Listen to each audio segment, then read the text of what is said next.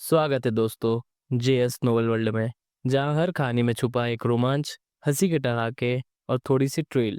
तो तैयार हो जाइए, क्योंकि अब शुरू होने वाला है एक नया किस्सा जो आपको ले जाएगा हंसी और रोमांच से भरी इस दुनिया में। उसका सुंदर चेहरा कागज जैसा पीला पड़ गया था। श्याम प्रसाद भारी मीनार एक अत्यंत शक्तिशाली खजाने को लगातार संचालित करने से वह बुरी तरह थक गया था। फणीश्वर अब थोड़ा लड़खड़ा रहा था। जब तक उसने अपनी चोटों को दबाने के लिए एक दिव्य औषधि जल्दी से ली, वरुण पहले ही उसके साधना क्षेत्र से निकलकर राजेश्वरी के साथ रणवीर हवेली की ओर भाग चुका था। धत्तेरे की। फणीश्वर का चेहरा भयंकर लग रहा था। वह ये पता नहीं लगा सका कि उसकी चोट अचानक लगातार क्षय के कारण लगी है या देवपथ की रहस्यमय शक्ति ने इसे बाहर खींच लिया है। एक बार भाग्य विपरीत शक्ति का उपयोग हो जाने पर अप्रत्याशित दुर्घटनाएं हो सकती थीं जो उसे बचा सकती थीं। फिर भी ये दुर्घटनाएं प्रकृति के नियमों का सूक्ष्म रूप से पालन करती हुई लगती थीं, जैसे बहुत पहले दफन हुई पूर्व सूचनाएं जो केवल भाग्य विपरीत शक्ति द्वारा शुरू हुई, न कि किसी स्पष्ट रूप से महसूस की गई दुर्जय शक्ति द्वारा। यही कारण था कि देवपथ अगम्य था। फणीश्वर ने वरुण का पीछा करने की हिम्मत नहीं की। वर्तमान में भाग्य विपरीत शक्ति में लिप्त होने के कारण उसे चिंता थी कि पीछा जारी रखने से उसके साथ अन्य अप्रत्याशित घटनाएं हो सकती हैं। भले ही वह महासाधना शांति लोक में था, वह भाग्य विपरीत शक्ति को तोड़ नहीं सका और केवल असहाय होकर वरुण को भागते हुए देख सका। सौभाग्य से भाग्य को पलटने का अवसर केवल एक बार आता था। बाद में घात लगाना अभी भी संभव था जब तक कि दूसरा पक्ष सीधे शक्तिनगर से भाग न जाए। तुमने पहले मारने का मजा लिया, अब मेरी बारी है। फणीश्वर दीपक और नीरज की ओर मुड़ा, जो दानवराज को मार रहे थे और असंख्य राक्षसों का नरसंहार कर रहे थे, जिससे वह पहले ही प्रचंड क्रोध से भर चुका था। दीपक का चेहरा अचानक बदल गया। नीरज भी निराश लग रहा था। ये समझ नहीं पा रहा था कि व्यूह अचानक क्यों टूट गया, जबकि ऐसा लग रहा था कि यह थोड़ी देर और टिक सकता था। मर। फणीश्वर तुरंत उन्हें मारने के लिए दोनों का पीछा करने लगा। भागो, दीपक चिल्लाया। उसका सीधे मुकाबला करने का कोई इरादा नहीं था। महासाधना शांति लोक में रहते हुए संत हृदय रत्न चलाने वाले किसी व्यक्ति का सामना करना मौत को गले लगाने जैसा होगा। वे केवल भाग सकते थे। भागने की प्रक्रिया समय निकालने की थी। दोनों भाई बिना किसी संवाद की आवश्यकता के पूरी तरह से तालमेल में जल्दी से विपरीत दिशाओं पूर्व और पश्चिम में बिखर गए।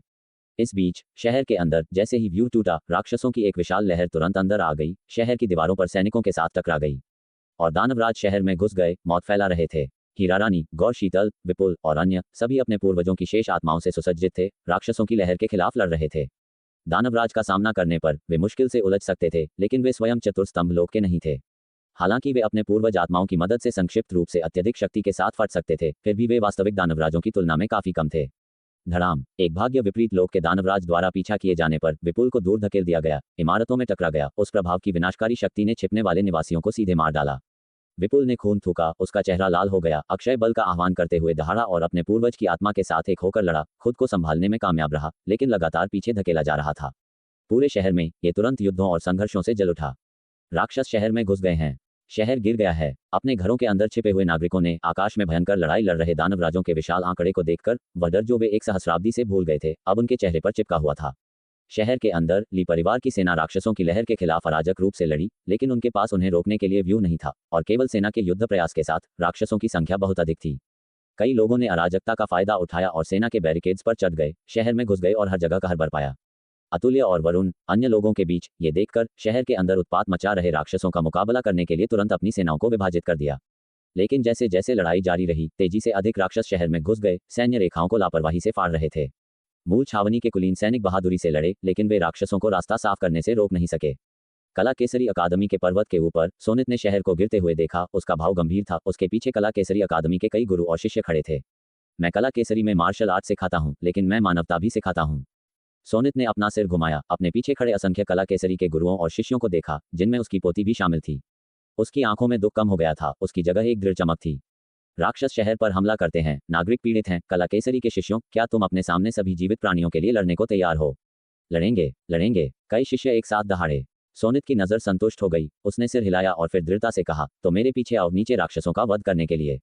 जैसे ही वह बोला, हाथ पीछे करके नेतृत्व करते हुए वह हलचल भरे नश्वर दुनिया की ओर भागा। कला केसरी के कई गुरु उसके पीछे उड़ गए, जबकि शिष्य या तो आकाश से उड़ गए या पहाड़ से नीचे भागे। उनमें शक्ति संचार लोक के कई बाहरी दरबार के शिष्य थे। कुछ डरे हुए लोग चुपके से छिप गए, लेकिन कहीं अधिक थे जो नीचे युद्ध के मैदान में भाग रहे थे। पन्ना सरोवर में पर्वत के ऊपर एक तालाब में पानी अचानक हजार परतों की लहरों में हिल गया। एक नीला जल अजगर बाहर कूद गया, बर्फीले पानी को पहाड़ से नीचे ले गया। रणवीर हवेली के सामने वरुण राजेश्वरी के साथ जो उसके साथ भागी थी, उसने पीछे मुड़कर देखा और पाया कि राक्षसों की असंख्य भीड़ जो पहले शहर के बाहर जमा थी, अब शहर की दीवारों पर उमड़ रही थी, सैनिकों के साथ भयंकर रूप से टकरा रही थी। राक्षसों की भीड़ में कई लोगों ने अराजकता को शहर में घुसने, हर जगह विनाश फैलाने के अवसर के रूप में लिया। पूरा शक्तिनगर एक सहस्राब्दी से समृद्ध अब व्यूह के टूटने से आग की लपटों में घिर गया, जिससे पतन की भावना मिली। वरुण की नजर क्षण भर के लिए धुंधली हो गई। उसने कभी कल्पना नहीं की थी कि शक्तिनगर, जहां वह बचपन से बड़ा हुआ, जिसे हमेशा हलचल भरा और समृद्ध देखा, उसे भी वर्तमान में उसके सामने के दृश्यों का सामना करना पड़ेगा, जहां युद्ध की आग भड़क रही थी, राक्षस आकाश को भर रहे थे और नागरिक सड़कों पर दहशत में भाग रहे थे। इन सब को बचाने के लिए कौन आ सकता था? वह एक पल के लिए स्तब्ध रह गया जब उसने अपनी पत्नी की आवाज सुनी, वरुण, तुम कुल स्थिति संभालो, मैं राक्षसों को मारने जाती हूँ। राजेश्वरी ने वरुण से बात करने के बाद उसे एक तीखी नजर दी, फिर असुरारी तलवार पकड़े हुए वह शहर के अंदर दानवराजों की ओर दौड़ी। वरुण भी वास्तविकता में वापस आया। वह तुरंत होश में आया और रणवीर हवेली की ओर भागा। उसे हुगली नदी के गुप्त मार्गों से आए ली परिवार के लोगों को इकट्ठा करने की जरूरत थी, ताकि उनके पूर्वजों के लिए देह का पुनर्निर्माण किया जा सके और जीवन मरण की लड़ाई लड़ी जा सके। इस अंतिम क्षण में ली परिवार के सत्यनाग के रूप में केवल वही सब कुछ की रक्षा कर सकता था, भले ही इसका मतलब मौत हो। जैसे ही वरुण ने रणवीर हवेली में कदम रखा, शहर की दीवार पर फणीश्वर पूरी गति से नीरज का पीछा कर रहा था। उनके बीच की दूरी तेजी से कम हो रही थी। रुक जाओ, दीपक ने चौंक कर और क्रोधित होकर चिल्लाया। उसके खड्ग तकनीक उसके गति तकनीक में समाहित हो गए और फणीश्वर ये देखकर उसका पीछा न करने का फैसला किया, बल्कि नीरज के पीछे चला गया। और उसके छोटे भाई की गति तकनीक थोड़ी कम थी। फूस, उसने अचानक अपना खड्ग घुमाया और खड्ग का प्रकाश एक पल में चमक उठा, लेकिन जैसे ही वह फणीश्वर के साधना क्षेत्र से टकराया, वह 100 मीटर भी नहीं उड़ पाया था कि राख में जल गया। ओल्ड वो, भागो, दीपक केवल निराशा में चिल्ला सकता था। नीरज फणीश्वर को लगातार दूरी कम करते हुए देखकर उसके चेहरे पर एक बदसूरत भाव था, लेकिन जल्द ही उसकी आंखें शांत हो गईं। वह शहर की ओर नहीं भागा, बल्कि इसके बजाय राक्षसों की लहर की ओर दौड़ा। वह जानता था, पीछा करने की इस गति से भले ही वह शहर की ओर भागे, वह फिर भी मर जाएगा। कोई रास्ता नहीं था, इसके बजाय मरने से पहले अधिक राक्षसों को मारना बेहतर था। तीसरे भाई, लगता है कि हम एक साथ अपनी अंतिम यात्रा पर जा रहे हैं, नीरज ने कहा। विप्रज्ञान उसके शरीर में निवास करते हुए अब एक जलती हुई दिव्य आत्मा के साथ पहले से ही फीका पड़ने वाला था, लेकिन उसने मुस्कुराते हुए धीरे से आह भरी। हाँ, यह अफसोस की बात है कि हम अंत में एक दो दानवराज और नहीं मार सके, केवल ये छोटे मोटे गुर्गे। अगर कोई अगला जीवन है तो हम उन्हें उसमें मारेंगे, नीरज ने कहा। फिर वह राक्षसों की लहर में उतर गया, तुरंत एक विशाल खूनी खाई बना दी। फणीश्वर एक पल में पकड़ लिया। श्याम प्रसाद भारी मीनार उठाया और उसे चूर करने के लिए नीचे पटका। उसकी दिव्य आत्मा को पूरी तरह से मिटाने का इरादा था, लेकिन तभी एक भयंकर मुके की शक्ति गरजी। श्याम प्रसाद भारी मीनार पर प्रहार किया और उसे थोड़ा डगमगा दिया, जिससे वह अपने हमले से विचलित हो गया। अभिनव खून से लथपथ घटनास्थल पर पहुंचा। उसका लबादा पहले ही टुकड़ों में फट चुका था। उसकी बाहों की मांसपेशियां फटी हुई लग रही थीं, खून लगातार रिस रहा था और उसके हाथ में संत हृदय रत्न का फीता भी लाल हो गया था। दूसरे भाई नीरज, जो पहले ही खुद को मौत के लिए तैयार कर चुका था, अभिनव को पकड़ते हुए देखकर चौंक गया। जल्दी जाओ, चौथे के साथ मिलकर हमारे पूर्वज के लिए देह का पुनर्निर्माण करो। अभिनव ने खून का एक घूंट खांसा, जल्दबाजी में अपने शब्दों को संप्रेषित किया। मैं तुम्हें रोक दूंगा। उसका चेहरा आग जैसा लाल था। उसके अंदर उमड़ता हुआ रक्त बल अनियंत्रित रूप से उसके चेहरे पर दिखाई दे रहा था। वह दीपक के मदद के लिए बुलाने की आवाज सुनने के बाद भागा भागा आया था। नीरज की स्थिति को देखकर घायल होने के बावजूद उसकी सहायता के लिए आने में संकोच नहीं किया। नीरज, अभिनव की खून से लथपथ आकृति को देखकर ऐसा महसूस हुआ जैसे उसका दिल भी दर्द से फट जाएगा। उसकी आंखें लाल हो गईं, लेकिन एक और शब्द बोले बिना उसने अपने दांतों को काटा और शहर की ओर भागा। दूसरे भाई विप्रज्ञान, अभिनव की पीछे हत्ती हुई आकृति को देखकर उसके दिल में एक ठंडक महसूस हुई, ये जानते हुए कि महासाधना शांति लोक के दो लोगों के खिलाफ साधना लोक में आधे कदम पर अकेले खड़े होना रोकने का एक असंभव कार्य था। भागने के बारे में सोचना भी मत। फणीश्वर क्रोधित होकर सीधे अपने साधना क्षेत्र का विस्तार किया। नीरज को उसके अंदर लपेटने का इरादा था, लेकिन उसी क्षण अभिनव का साधना क्षेत्र अचानक फैल गया, भयंकर रूप से टकरा गया और हमले को रोक दिया। नीरज की रक्षा की। नागस्वामी, तुम क्या कर रहे हो? फणीश्वर दहाड़े बिना नहीं रह सका। नागस्वामी दौड़कर आया, उसका चेहरा भी अत्यंत गंभीर था। फणीश्वर की दहाड़ का सामना करते हुए वह केवल अपना क्रोध अभिनव पर स्थानांतरित कर सका। एक साधना क्षेत्र से होने के नाते वह न केवल अभिनव को मारने में विफल रहा था, बल्कि उसने उसे मुक्त होने भी दिया था, जो पूरी तरह से शर्मनाक था। धमाका, नागस्वामी ने अपनी चरम साधना खड्ग घुमाया। खड्ग की छाया एक के बाद एक संघनीकृत हुई। 10 खड्ग एक में जुड़ गए। खड्ग प्रकाश की सबसे मजबूत किरण बनाए अभिनव की ओर भयंकर रूप से झपटी। अभिनव ने इस शक्ति का अनुभव पहले किया था और एक दहाड़ के साथ उसने अपनी मुट्ठी फिर से घुमाई। आधा कदम अविनाशी मुट्ठी साधना क्षेत्र के साथ संयुक्त हो गई। एक क्षण के लिए उसका साधना क्षेत्र अविनाशी की एक संक्षिप्त स्थिति में प्रवेश करता हुआ प्रतीत हुआ, वास्तव में उस सबसे मजबूत चरम साधना खड्ग को दबा दिया। हालांकि उस खड्ग को दबाने के बाद जैसे ही अविनाशी की स्थिति फीकी पड़ गई, प्रतिक्रिया ने उसके चेहरे को और भी लाल कर दिया। उसकी आंखों में रक्तवाहिकाएं भर गईं, रक्ताक्त और सूजी हुई। उसे मार डालो। फणीश्वर ने भी देखा कि अभिनव अपनी रस्सी के अंत में था और क्रोध में वार किया। एक पल में दोनों ने हाथ मिलाए और अभिनव के खिलाफ लड़े। जब उन्होंने पहली बार शहर पर हमला किया था तो दोनों ने अभिनव के खिलाफ हाथ मिलाया था, जिसने एक व्यूह की मदद से उन्हें रोक दिया था। अब प्रत्येक संत हृदय रत्न चला रहा था। उनकी हत्या की शक्ति और भी अधिक थी और अभिनव को राहत देने के लिए व्यूह के बिना वे उसे एक ही झटके में मारने का प्रयास कर सकते थे। धम धम धम, उनके लगातार वारों ने आकाश को ढंकने वाले गर्जनापूर्ण प्रकाश को चूर कर दिया और उनके मुक्कों की गर्जनापूर्ण शक्ति ने शहर के अंदर सभी का ध्यान युद्ध के मैदान की ओर खींचा। आधा कदम साधना लोक के साथ महासाधना शांति लोक के 2 लोगों के खिलाफ अकेले खड़े उस बुजुर्ग आकृति को देखकर ली परिवार की आंखें उदासी से भर गईं। वे केवल दूर से देख सकते थे, हस्तक्षेप करने में पूरी तरह से असमर्थ थे। उनके हमले साधना लोक के भीतर धूल की तरह गायब हो गए, जिससे कोई नुकसान नहीं हुआ। 4 अभिनव ने खून का एक घूंट थूका, जिससे उसके फटे हुए कपड़े लाल हो गए। उसके शरीर के अंदर उमड़ता हुआ रक्त बल अब दबाया नहीं जा सका, उसके मुंह, नाक और कानों से रिस रहा था। एक हताश लड़ाई में उसका अक्षय बल बहुत पहले खत्म हो चुका था। उसका कमजोर शरीर केवल शुद्ध इच्छाशक्ति द्वारा समर्थित था, अपने खंडित नसों की कीमत पर लड़ रहा था। उसकी आंखों के सॉकेट से रिसने वाले खून ने उसकी दृष्टि को लाल कर दिया, जिससे उसके सामने की दुनिया खून के सागर में बदल गई। अभिनव इसे पहुंचने ही वाला था कि अचानक एक तीव्र साधना क्षेत्र फट गया, चरम सिद्धांत की अविनाशी शक्ति से रहित। 2 शक्तिशाली साधना क्षेत्रों के हमले के तहत उसका अपना क्षेत्र पतला हो गया और नागस्वामी के साधना क्षेत्र द्वारा अचानक हमला किया गया। एक तड़कने की आवाज के साथ अभिनव की बांह टूट गई, साथ ही खूनी आस्तीन भी। टूटी हुई बांह अभी भी संत हृदय रत्न में लिपटी हुई थी। नागस्वामी ने ले ली, जिसने उस पर विद्रोही संत हृदय सार को महसूस किया, तुरंत उसे सील कर दिया और उसे ब्रह्मांड अंतरिक्ष में फेंक दिया। फिर उसकी आंखें अपने शिकार को देखने वाले एक शिकारी की क्रूरता से भर गईं। उसने अभिनव को घूर कर देखा। अब तुम्हारे पास केवल एक मुट्ठी बची है, बूढ़े कुत्ते, तुम्हारी मौत का समय आ गया है। अभिनव खड़ा हुआ, उसका शरीर पतन के कगार पर डगमगा रहा था, लेकिन उसके टूटे हुए अंग से खून बहना बंद हो गया था। हालांकि वह सिर्फ खून बहना बंद हो गया था, कोई पुनर्जनन नहीं हुआ था। उसके पास अब अपनी बांह को पुनर्जीवित करने की अतिरिक्त शक्ति नहीं थी। एक मुट्ठी काफी है, अगर मैं साधना लोक में होता तो एक मुक्का तुम्हें मारने के लिए काफी होता। अभिनव ने थोड़ा सिर हिलाया, अपनी आंखों के ऊपर के खून को झाड़ दिया। उसका चेहरा अब खून से ढका हुआ था। वीरानी की एक तस्वीर, उसकी बांह कटी हुई थी, लेकिन उसका बुजुर्ग शरीर अभी भी हवा में खड़ा था। एक आधा कदम साधना लोक के साथ यह हासिल करने के लिए वास्तव में तुम्हारी मृत्यु सम्मानजनक होगी, लेकिन हम तुम्हें सम्मानजनक ढंग से मरने नहीं देंगे। मैं तुम्हें तुम्हारे परिवार के सामने पूरी तरह से विच्छेदित कर दूंगा, तुम्हें टुकड़े टुकड़े कर दूंगा। फणीश्वर की आंखें बर्फ की तरह ठंडी थीं। जैसे ही वह बोला, उसने अचानक वार किया। श्याम प्रसाद भारी मीनार क्रूरता से नीचे टकराया। अभिनव अचानक घूम गया, उसका पैर आधा कदम ट्रेस कर रहा था और अपने एकमात्र बचे हुए हाथ से उसने अपनी उंगलियों को एक मुट्ठी में कस लिया और जोर से वार किया। धड़ाम। एक पल के लिए उसका साधना क्षेत्र भी अविनाशी लग रहा था। एक दिव्य अस्त्र के रूप में संत हृदय रत्न के बिना सिर्फ एक नश्वर मांस और खून की मुट्ठी श्याम प्रसाद भारी मीनार से टकराए। भयानक प्रभाव से पूरे क्षेत्र में झटका लगा। अभिनव का शरीर तेजी से पीछे हट गया, लेकिन गिरा नहीं, इसके बजाय उसने खून का एक और घूंट थूका। उसी क्षण एक चरम खड्गधार अचानक हमला किया, तुरंत उसके साधना क्षेत्र में कट गया। जिस क्षण उसकी अविनाशी क्षेत्र की शक्ति कम हुई, उसने उसकी रक्षा को भेद दिया और उसके शरीर पर वार किया। एक पल में अभिनव को अपने शरीर में हल्कापन महसूस हुआ, जिसके बाद एक चीर आई।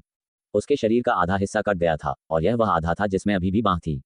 तेज खड्ग बल अपने साथ एक बल लाया, जिसने उसके शरीर को पलट दिया और वह जमीन पर लुढ़क गया। उसके शरीर में आखिरी बची हुई शक्ति भी दूर हो गई लगती थी। अभिनव ने उगते सूरज को देखा, धीरे धीरे ऊपर उठ रहा था, उसके चेहरे पर चमक रहा था। एक पल के लिए ये थोड़ा ज्यादा चमकीला लगा। कितना थका हुआ। पिता हमेशा कहते थे कि मैं सबसे कम सिद्ध हूं, और वह सही थे। हमारे पूर्वजों के सामने ऐसी त्रासदीपूर्ण हार का सामना करना, मैं कितना अपमान बन गया हूं। उसके होठों पर एक कड़वी मुस्कान आई, क्योंकि उसने अपने बड़े भाई के बारे में सोचा, जिसकी आत्मा देवद्वार के बाहर गायब हो गई थी। उसकी रक्ताक्त आंखें धीरे धीरे नम हो गईं।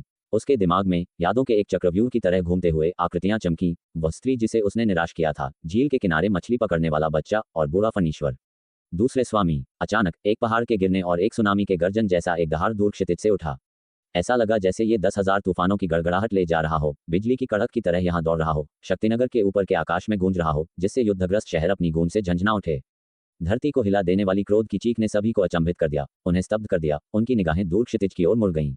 हालांकि स्रोत बहुत दूर था, उनकी दृष्टि से परे, जिसका मतलब यह भी था कि चीख एक भयानक शक्ति के प्राणी से आई थी, जिसकी इंद्रियां उनकी इंद्रियों से कहीं आगे थीं। ये कौन है? कौन चिल्ला रहा है? क्या ये ली परिवार का कोई मजबूत सहयोगी हो सकता है? शहर के अंदर सभी सैनिक चीख से उत्तेजित हो गए थे, जो बहरा करने के लिए काफी जोरदार थी, एक अत्यंत शक्तिशाली उपस्थिति का एक स्पष्ट संकेत। यहाँ तक कि सड़कों पर दौड़ते हुए नागरिकों ने भी इसे सुना, सभी हैरान, केवल यह महसूस करने के लिए कि आवाज ऊपर आकाश से एक देवता की तरह थी, नश्वर दुनिया को देख रही थी और क्रोध की एक गड़गड़ाहट जारी कर रही थी। क्या वह आवाज वह बच्चा है? असंभव, वह पहले ही मर चुका है। जैसे ही हीरा रानी और लीना चौंक गए, उनकी आंखें थोड़ी चौड़ी हो गईं। आवाज बहुत परिचित थी, फिर भी जैसा उन्हें याद था वैसा नहीं। लेकिन वह संबोधन केवल युवा पीढ़ी द्वारा अभिनव को संदर्भित करते समय उपयोग किया जाता था, और उन युवाओं में से केवल एक का अभिनव के साथ सबसे अच्छा रिश्ता था। क्या यह एक चमत्कार हो सकता है? उन्होंने महसूस किया कि उनका खून दौड़ रहा था और उत्साह और चिंतित कंपकंपी के साथ उमड़ रहा था। विश्वास करने में असमर्थ, देखने से डर रहे थे। फिर भी उन्होंने अपनी आंखें तनी, उस दूर जगह की ओर झांक रहे थे। हवा में नागस्वामी और फणीश्वर दोनों हमला करने के लिए तैयार, चौंक गए। ली परिवार के लिए मदद। उन्होंने उस आवाज में क्रोध को महसूस किया जो उन्हें डराने की कोशिश कर रहा था, लेकिन तीव्र भावनाओं की तुलना में जैसे ही उन्होंने स्रोत को समझने की कोशिश की, उन्होंने कुछ नहीं देखा। बहुत दूर, उनकी धारणा से परे। क्या इसका मतलब ये हो सकता है कि दूसरा उनसे अधिक शक्तिशाली था? दोनों ने एक दूसरे को देखा, एक दूसरे की आंखों में विस्मय देखा इससे पहले कि उनकी हत्या की मंशा तेजी से बढ़ी। तेज कार्रवाई करें, उन्हें अभिनव को जल्दी से खत्म करना होगा, इससे पहले कि कोई और जटिलता उत्पन्न हो। इस क्षण में अभिनव, थका हुआ और मौत को गले लगाने के लिए तैयार, ने भी वह अचानक चीख सुनी। उस आवाज में शोक और परिचित संबोधन ने उसके शरीर को तनाव में ला दिया जो उसकी मृत्यु की स्वीकृति में आराम कर चुका था। उसकी बंद आंखें एक बार फिर खुलीं। क्या यह एक भ्रम था कि मृत्यु के कगार पर वह उस छोटे शैतान की आवाज सुनेगा? लेकिन वह बच्चा मर चुका था। उस जोड़े के शब्दों से पुष्टि हुई। अपनी आंखों से देखा, दानव संत द्वारा भस्म कर दिया गया। मोह नदी में प्रवेश करने का एक सामान्य मौका भी नकार दिया गया, पूरी तरह से गायब हो गया। और जब वह देवद्वार दर्रा पर जांच करने के लिए वापस आया तो उसने सुना कि वीर का एक प्रतिरूप भी एक निश्चित क्षण में विघटित हो गया था। प्रतिरूप का विनाश वीर की मृत्यु का पर्याप्त प्रमाण था। लेकिन अब क्या वह अति सोच रहा था? अभिनव की आंखें चौड़ी हो गईं क्योंकि उसने नागस्वामी और फणीश्वर को तेजी से उसकी ओर बढ़ते हुए देखा, उनके साधना क्षेत्रों को तेजी से विस्तारित करते हुए, उन तक पहुंचने से पहले ही उसे कुचलने के लिए अपने क्षेत्रों से घेरने की कोशिश कर रहे थे। लेकिन इस बिंदु पर अभिनव के पास अपने साधना क्षेत्र के साथ विरोध करने के लिए कोई शक्ति नहीं बची थी। भले ही वह बच्चा जीवित होता, उसके आने का कोई कारण नहीं होता। ली परिवार का ऋण उसके प्रति बहुत बड़ा था। अभिनव ने कड़वाहट से सोचा, आक्रमणकारी साधना क्षेत्रों का सामना करते हुए विरोध करना चाहता था, लेकिन उसका शरीर ऐसा महसूस हुआ जैसे वह टूट रहा था, आसन दर्द का इंतजार कर रहा था जो सब कुछ खत्म कर देगा। जैसे ही साधना क्षेत्र उसे निगलने ही वाले थे, अचानक समय धीमा होता हुआ प्रतीत हुआ और एक चमकदार प्रकाश, दिव्य अग्नि जितना भयंकर, अभिनव की आंखों के सामने फट पड़ा। दो साधना क्षेत्रों के भयानक हमले अचानक हस्तक्षेप से अप्रत्याशित रूप से आधे हो गए। लेकिन साधना क्षेत्रों के बाद नागस्वामी और फणीश्वर के संत हृदय रत्न आ गए, टूट कर गिर रहे थे और सभी प्रकाश और छाया को स्पष्ट कर रहे थे।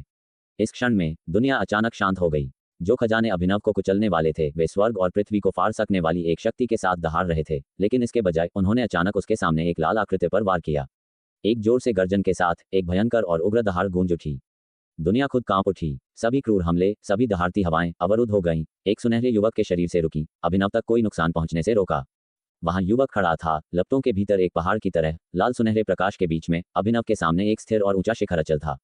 उसके सुनहरे बाल फड़फड़ा रहे थे क्योंकि दो संत हृदय रत्नों के प्रभाव से बिखरती हुई तीव्र दिव्य अग्नि एक हथौड़े से मारा गया लाल गर्म लोहा जैसी लग रही थी, जिससे चिंगारियां हर दिशा में उड़ रही थीं। फिर भी उसके पैर एक इंच भी पीछे नहीं हटे, केवल अपने भौतिक शरीर, अपने सीने पर भरोसा करते हुए दो खजानों के प्रचंड हमलों का सामना किया। अभिनव हैरान होकर घूरता रहा, फिर कुछ अविश्वास बैठ गया। वह आकृति एक साथ परिचित और अपरिचित थी, जिससे उसका दिल, जिसने निराशा को समर्पित कर दिया था, हिंसक रूप से हिल गया। उसकी आंखें धीरे धीरे चौड़ी हो गईं क्योंकि कल्पनाएं और विचार जिन्हें छूने से वह डरता था, परेशान करने से डरता था, चिंतित था कि सब कुछ सिर्फ एक सपना या भ्रम हो सकता है, मृत्यु से पहले एक क्षणभंगुर दृश्य। इस बीच युवक ने धीरे धीरे अपना सिर उठाया था। उसके सुनहरे बाल लपटों की तरह लहरा रहे थे। उसकी आंखें एक अकथनीय, सच्चे क्रोध से जल रही थीं। उसके सामने दो चौंके हुए चेहरों को घूर रही थीं। तुम्हारी हिम्मत कैसे हुई? एक फूस के साथ नीचे की जमीन ने एक धूल भरी आंधी उठाई लगती थी, क्योंकि एक विशाल शक्ति एक तूफान की तरह बह गई, सभी मलबा साफ कर दिया। इसने नागस्वामी और फणीश्वर को भी जल्दी से अपनी बढ़त रोकने के लिए मजबूर किया। साधना क्षेत्र, तुम असंभव। नागस्वामी और फणीश्वर दोनों अविश्वास में थे। उनके सामने युवक को आतंकित चेहरों से घूर रहे थे। उसकी लाल सुनहरी उपस्थिति दिव्य जैसी थी। उसका पूरी तरह से आनुपातिक शरीर एक अभेद्य सुनहरी दीवार के रूप में अजेय। युवक ने धीरे से एक शब्द कहा। तत्क्षण उसके नव परत साधना क्षेत्र से एक जबरदस्त दबाव जारी हुआ और एक जोरदार धमाके के साथ उसके सामने सैकड़ों मीटर की शून्य जगह पूरी तरह से ढह गई। धरती ऐसे कांपी मानो किसी चीज ने उसे जबरदस्ती नीचे धकेल दिया हो। नागस्वामी और फणीश्वर को प्रतिक्रिया करने का समय भी नहीं मिला। प्रतिद्वंद्वी द्वारा खोला गया साधना क्षेत्र बहुत तेज था, उनकी प्रतिक्रियाओं से भी तेज। जैसे ही उन्होंने प्रतिक्रिया देनी शुरू की, उन्होंने बचाव के लिए अपने साधना क्षेत्रों को खड़ा करने की कोशिश की, लेकिन जो चीज उन्हें फिर से भयभीत कर गई वह हुई। उनके अपने साधना क्षेत्र उनके शरीरों के भीतर बंद थे, अपनी शक्ति का एक संकेत भी दिखाने में असमर्थ। अपने साधना क्षेत्रों के प्रतिरोध के बिना युवक के क्षेत्र के भीतर की प्रचंड शक्ति ने उन पर तुरंत प्रभाव डाला। दो धड़ाम की आवाज के साथ दानवी ताकतों के वे दोनों शीर्ष नेता सीधे नीचे गिर गए, जमीन पर बुरी तरह से जा टकराए। उनके पूरे शरीर, सिर से पांव तक, यहाँ तक कि उनके बाल भी एक शक्ति से दबे हुए थे, जिसने उन्हें पूरी तरह से गतिहीन कर दिया। वह शक्ति विशाल और शक्तिशाली थी, उनकी कल्पना से परे और उनके प्रतिरोध से परे। यह उन्हें आसानी से मार सकती थी, जैसे किसी कीड़े को कुचलना। नागस्वामी और फणीश्वर के दिलों में दहशत एक अवर्णनीय स्तर पर पहुंच गई थी। उनकी आंखें लगभग बाहर निकल रही थीं। हजारों या शायद दसियों हजारों वर्षों में वे कभी इतने खोए हुए और भयभीत नहीं हुए थे। घटनाओं का यह मोड़ बहुत अचानक था और युवक का दिखना बहुत आकस्मिक। इससे पहले उन्होंने युवक को देखा भी नहीं था, लेकिन एक पल में उसने उनकी इंद्रियों की सीमा को पार कर लिया था और उनके सामने आ गया था। ऐसी गति अकल्पनीय थी। वीर ने जमीन पर पड़े, दमन के कारण हिलने में असमर्थ दोनों दानवों को देखा। उसकी आंखों की लपटें बुझी नहीं थीं, लेकिन उसके दिल का उग्र गुस्सा उसे इतनी आसानी से उनका जीवन समाप्त करने से रोक रहा था। वह पलटा, अपनी पीठ पूरी शक्तिनगर की तरफ करके, और एक शक्ति उभरी जिसने अभिनव के शरीर को धीरे से थाम लिया। टूटे हुए हाथों और तिरछे कटे शरीर वाले उस वृद्ध को देखते हुए वीर की क्रोध से भरी आंखें थोड़ी नम हो गईं। वीर का पलटा हुआ चेहरा देखकर अभिनव की धीरे धीरे चौड़ी हो रही आंखें भी अचानक चरम पर उभर आईं। चेहरा उसकी यादों से कुछ अलग था, लेकिन वे आंखें, उनके भीतर की भावनाएं तुरंत उन्हें आश्वस्त कर गईं। ये वही बच्चा था जिसने उन्हें कई बार आंसू बहाने पर मजबूर किया था। वह बच्चा जिसने उनके साथ झील किनारे मछली पकड़ी थी। वह बच्चा जिसने उनके साथ वर्षा श्रावण मीनार में बारबेक्यू खाया था। उसका शरीर कांप उठा और वह हाँफते हुए बोला, वीर, ये तुम ही हो। क्या मैं अंधा हो रहा हूँ या मैं तुम्हें मुश्किल से पहचान पा रहा हूँ? रसातल से ब्रह्मांड नाड़ी की शक्ति से अपने शरीर का पुनर्निर्माण करने के बाद वीर का रूप और आवाज कुछ बदल गई थी, लेकिन जो लोग उसे सबसे अच्छी तरह जानते थे वे अभी भी उसके अतीत की छाया देख सकते थे। यह मैं हूँ, ताऊ जी। वीर ने उनका टूटा हुआ शरीर थाम रखा था। उसने सिर झुकाया और दांत भींचे। उसकी आवाज में उदासी थी। मुझे देर हो गई। युवानगर मालवा प्रांत के काफी करीब था। जब वह पहली बार बर्फीले मौसम में रणवीर हवेली से निकला था तो उसे मालवा प्रांत में देवद्वार दर्रा तक पहुंचने में 5 दिन लगे थे। अब युवानगर से मालवा प्रांत होते हुए लौटने में दीपशेख की पूरी गति से दौड़ने के बावजूद यात्रा में अभी भी आधा दिन लगा। शक्तिनगर में प्रवेश करने के बाद से वीर ने उजड़े हुए शहर और भूमि को देखा था। कई शहर की दीवारों पर दानवों का कब्जा हो गया था। उसने तुरंत जान लिया कि शक्तिनगर खतरे की कगार पर है। अन्यथा रणवीर हवेली की सैन्य शक्ति के साथ वे कभी भी इन शहरों और उनके लोगों को तब तक नहीं छोड़ते जब तक कि वे बेबस न हों। इसलिए उसने दानवों के कब्जे वाले शहरों को बचाने में समय भी नहीं लगाया, जिससे दीपशेख को वरुण का अक्षय बल जारी करने और पूरी गति से दौड़ने दिया। तभी वह मुश्किल से समय पर पहुंच पाया। सौभाग्य से उसके पास उड़ान क्षमता थी, जिसने उसके हमलों को दोगुनी दूरी तय करने की अनुमति दी। अभी अभी नवपरत साधना क्षेत्र के एक साथ फूटने के साथ उसने अपनी शक्ति को सीमा तक बढ़ाया। वायु विस्थापन के माध्यम से लगातार हमले की सीमा को छूता रहा। अनिवार्य रूप से अपनी अधिकतम क्षमता पर टेलीपोर्टेशन की एक श्रृंखला का अनुभव कर रहा था। और यह इस चरम स्थिति में था कि उसने उन 2 घातक हमलों को रोका। जब अभिनव ने वीर के शब्द सुने तो उसने आखिरकार पुष्टि की कि यह वही बच्चा था जिसकी उसे लालसा थी और जिसे वह अपनी यादों से कभी नहीं भूल सकता था। क्या तुम अब भी मुझे ताऊ जी कहना चाहोगे? अभिनव की आंखें आंसुओं से भर आईं। लेकिन ताऊ जी तुम्हें बचाने में नाकाम रहे और तुमने बहुत कुछ सहा है। मैं कितना बेकार हूँ। वीर जानता था कि वह किस चीज का जिक्र कर रहे हैं। उसके दिमाग में तेजी से तस्वीरें कौंधी, लेकिन उसने थोड़ा सा सिर हिलाया। उसका दुख कम हो गया क्योंकि उसने एक गहरी सांस ली और कहा, ताऊ जी अब आप आराम करें, अपने शरीर को ठीक करें। रक्ता, ताऊ जी का ध्यान रखना। आपके ताऊ जी मेरे भी ताऊ जी हैं। रक्ता ने आज्ञाकारी ढंग से सहमति दी। वीर की कलाई से उनके बगल में जमीन तक फैल गई। फिर एक लाल बेल एक नर्म छोटे हाथ की तरह बाहर निकली। अभिनव के घाव को धीरे से छुआ, उसमें शक्ति भर दी। अभिनव ने महसूस किया कि यह एक दानव था, लेकिन वह डरा नहीं और उसे अपना इलाज करने दिया। तभी दीपशेख की आकृति सर पर दौड़ती हुई आई। अभिनव के लिए हमलों को रोकने की वीर की चरम गति दीपशेख से कहीं आगे निकल गई थी। दीपशेख को देखकर अभिनव की पुतलियां थोड़ी सिकुड़ गईं। हालांकि महाशून्य लोक का शासक हजारों वर्षों से विले ही स्वयं को दिखाता था। हो सकता है कि अन्य लोग उसे न पहचाने, लेकिन उन्होंने पहचाना। उन्होंने एक नजर में पहचान लिया, यह महाशून्य लोक का सम्राट था। ताऊ जी डरिए मत, वीर ने कहा अभिनव को दीपशेख की पीठ पर बिठाते हुए। अभिनव दंग रह गए। तुरंत महसूस किया कि दीपशेख वीर के लिए बहुत श्रद्धा रखता था। क्या ये हो सकता है कि वीर ने उसे वश में कर लिया था? ये सोचकर उनका दिल कांप उठा, क्योंकि यह महाशून्य लोक का स्वामी था। वृद्ध को दीपशेख पर बिठाने के बाद वीर पलटा, शहर के विशाल विस्तार का सामना करते हुए। उसकी उमड़ती आभा वापस नहीं ली गई थी। वह ज्वालाओं से जलते हुए देवता जैसा था। उसकी नजर बर्फीली ठंडी थी। एक दबंग हवा दिखा रही थी जो स्वर्ग और पृथ्वी को केवल अपना ही मानती थी। उस क्षण शहर के बाहर खड़ा वह एकमात्र प्रकाश बन गया जिसने दुनिया का ध्यान आकर्षित किया। शहर के अंदर दीवारों पर लगातार हमला करते दानव ज्वार के अलावा दोनों गुटों के लड़ रहे बुजुर्ग सभी सदमे में रुक गए। युवक को भय से देख रहे थे। बस एक पल पहले युवक के एक ही शब्द से उसने 2 महान दानव नेताओं को दबा दिया था, उनकी समझ को तोड़ दिया था और उनकी रीढ़ में सिहरन भेज दी थी। इन दानव राजों के अलावा हीरा रानी, लीना और बाकी शहर के अन्य लोग भी युवक को हक्के बक्के होकर घूर रहे थे। युवक का चेहरा देवता जैसा सुंदर, उसकी बाहें हालांकि पाले की तरह ठंडी थीं, भारी हत्या के इरादे से लदी हुई थीं। वह चेहरा उन्हें परिचित लग रहा था, फिर भी वे उसे पहचानने की हिम्मत नहीं कर रहे थे। लेकिन अभिनव के प्रति युवक के कार्य ऐसे थे कि केवल वह बच्चा ही ऐसा व्यवहार करता। इसने उन्हें ऐसा महसूस कराया जैसे वे किसी चमत्कार के गवाह बन रहे हों। क्या ऐसा हो सकता है? वह सचमुच मरा नहीं था। वह कौन है? वह मेरे रणवीर हवेली की आभा नहीं रखता, लेकिन वह अविश्वसनीय रूप से शक्तिशाली है, अकल्पनीय रूप से। साधना क्षेत्र और उसने 1 से अधिक की खेती की है। उसका नश्वर शरीर वास्तव में संत हृदय रत्न का सामना कर सकता है। क्या ये सच है? हवा के बीच में रणवीर हवेली के पूर्वजों की कई वीर आत्माएं भी उस युवक से भौचक्की थीं जो अचानक युद्ध के मैदान में आ गया था। सभी ने हैरान अभिव्यक्ति दिखाई, आश्चर्य, खुशी, लेकिन ज्यादातर भ्रम का मिश्रण। महान आर्यावर्त साम्राज्य ने ऐसे राक्षसी रूप से प्रतिभाशाली व्यक्ति को कब पाला था? वह कौन है? क्या हमारी रणवीर हवेली ने ऐसे व्यक्ति से परिचय किया है? अगर हमें पहले पता होता तो हमें पैतृक मंदिर से बाहर निकलने की कोई जरूरत नहीं होती। रणवीर हवेली के एक बची हुई आत्मा के पूर्वज ने खुद से पूछा। उनके बगल में एक मोटा युवक था जो उस सुनहरी आकृति को खाली आंखों से घूर रहा था, कह रहा था, वह होना चाहिए। वीर, वीर। ये बची हुई आत्मा का पूर्वज इस मोटे लड़के को देखने से खुद को रोक नहीं पाया। वे एक दूसरे से बहुत परिचित लग रहे थे। क्या वे एक दूसरे को जानते थे? लेकिन उनकी उम्र के अलावा उनके साधना के स्तर में भारी अंतर लग रहा था। वे कैसे परिचित हो सकते थे? ये वह है। ये गलत नहीं हो सकता। वह दूसरे ताऊ जी को बुला रहा है। ये निश्चित रूप से वह है। बगल में अतुल्य ने युवक को देखते हुए फुसफुसाया। हालांकि उसका चेहरा बदल गया था, उसका प्रभावशाली तरीका और उसका लाल सुनहरा शरीर नहीं बदला था। वह जानती थी, वह व्यक्ति वापस आ गया था। उसकी आंखों से गर्म आंसू बहने लगे। वह मरा नहीं था, वह वापस आ गया था। क्या वह है? वह मरा नहीं है, मुझे पता था, वह चोंग वास्तव में वह है। आकाश में ऊंचा सोनित ने भी युवक को देखा। उसकी आंखें उत्साह से चमक उठीं। रणवीर हवेली से खबर आई थी कि उन्होंने युवक का अंतिम संस्कार भी आयोजित किया था, कुछ ऐसा जो झूठ नहीं हो सकता था। इसने उसे एक समय के लिए संदेह में डाल दिया था कि उसने पहले जो देखा था चोंग, वह गलती थी और वीर नहीं था। आखिरकार एक बार जब कोई व्यक्ति मर जाता है तो उसे योग्यता सूची से हटा दिया जाता है। फिर भी चोंग का नाम अभी भी योग्यता सूची में था। हालांकि रणवीर हवेली ऐसी चीज के बारे में मजाक नहीं करेगी। ऐसे विरोधाभासों के बीच इसने उसे सब कुछ पर सवाल उठाने के लिए मजबूर किया, लेकिन अब उसे खुशी से हंसने का मन हुआ। निस्संदेह योग्यता सूची गलती नहीं करेगी, यह नश्वर लोगों द्वारा नियंत्रित नहीं है और लोग गलती कर सकते हैं। स्पष्ट रूप से रणवीर हवेली ने गलती की थी। बच्चा मरा नहीं था, शायद उन्होंने जो देखा वह केवल युवक की मृत्यु का भ्रम था। कारणों के बावजूद वह वंशज अभी भी जीवित था, न केवल रणवीर हवेली का वंशज बल्कि पूरे महान आर्यावर्त साम्राज्य की शक्ति का भविष्य का शिखर। ऐसा लगता है कि उसने साधना क्षेत्र में प्रवेश कर लिया है। क्या छोटा राक्षस है। अपने आश्चर्य के बाद सोनित प्रशंसा में चिल्लाए बिना नहीं रह सका। उससे कुछ ही दूर नीरजा रुक गई। उसकी राजेश्वरी आंखें लगभग भर आई क्योंकि उसने उस आकृति को ध्यान से देखा। वह कौन है? राजेश्वरी ने दूर से देखा, कुछ हद तक परिचित महसूस कर रही थी, फिर भी ज्यादातर पराया। इस समय वीर की आंखें पहले ही पूरे शहर को स्कैन कर चुकी थी। उसकी दिव्य विचार ने उसे घेर लिया था, पूरे शक्तिनगर को ढक लिया था। आखिरकार शहर 100 मील से अधिक नहीं फैला था। हालांकि यह एक विशाल महानगर है, फिर भी एक साधारण चतुर्स्तंभ लोक का साधक भी एक ही विचार से इसे फैला सकता है। अकेले उसे तो छोड़ ही दें। उसकी नजर भीतर परिचित आकृतियों पर पड़ी। कुछ परिचित चेहरे अभी भी जीवित थे, जिसने वीर को चुपचाप राहत दी। उसने नीले शरीर वाली नीरजा के साथ संक्षेप में आंखें मिलाईं और उसे एक हल्की मुस्कान दी।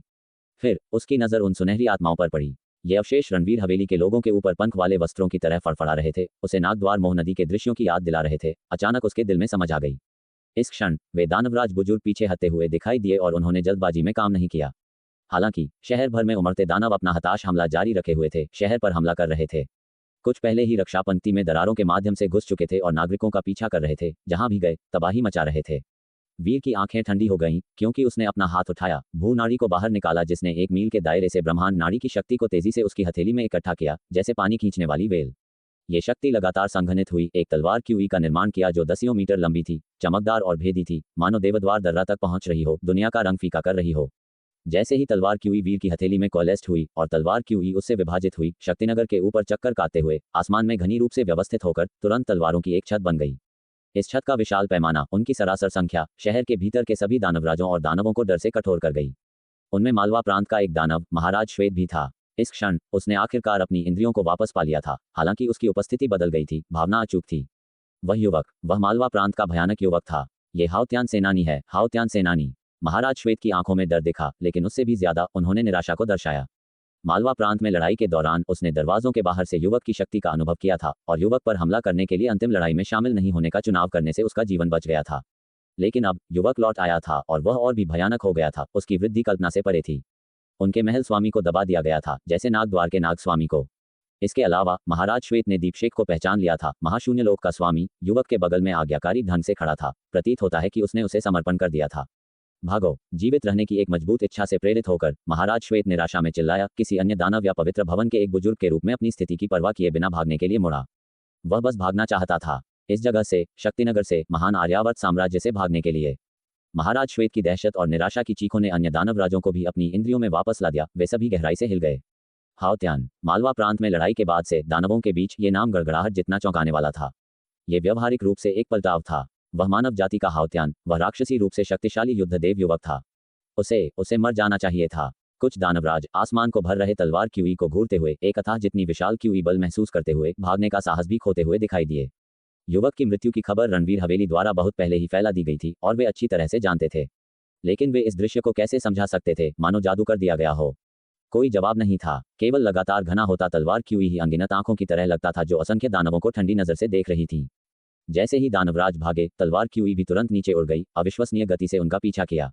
तलवार क्यूई बारिश की तरह उड़ी, ड्रैगन में बनकर भागते हुए दानवराजों पर हमला किया। महाराज श्वेत जानता था कि वीर के हमले पेचीदा थे। उसने शारीरिक रूप से विरोध करने की हिम्मत नहीं की। दहाड़ते हुए उसने अपनी पूरी ताकत लगाई, अपना असली शरीर प्रकट किया और इन तलवार क्यूई को नष्ट करने की कोशिश करने के लिए दानव कला का इस्तेमाल किया।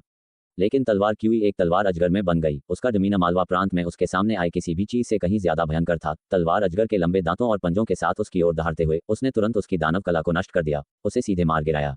महाराज श्वेत की पुतलियां सिकुड़ गईं क्योंकि उसे अचानक एक भयानक तथ्य का एहसास हुआ। युवक के हमले बेहद पेचीदा और अछूत थे, लेकिन अब युवक चतुर्स्तंभ लोक और महाशांति साधना लोक में प्रवेश कर चुका था। स्वाभाविक रूप से साधना हृदय लोक के साधना आकर्षण में महारत हासिल कर चुका था। इसका मतलब था कि एक बार निशाना साधने के बाद हमला होना तय था, जब तक वह साधना आकर्षण को तोड़ नहीं सकता। लेकिन जाहिर तौर पर, हालांकि वह ऐसा करने में सक्षम था, यह ऊर्जा का एक बड़ा निकास था। एक या दो बार प्रबंधनीय था, लेकिन ये तलवार क्यूई गिनती के लिए बहुत अधिक थी और उन्हें पूरी तरह से रोकना असंभव था। सबसे महत्वपूर्ण बात, इस विशाल युद्ध के मैदान के भीतर, तलवार क्यूई के इस धार के भीतर, युवक वास्तव में हर तलवार क्यूई को साधना आकर्षण को मजबूर कर सकता था। वह दिव्य विचार कितना भयानक था।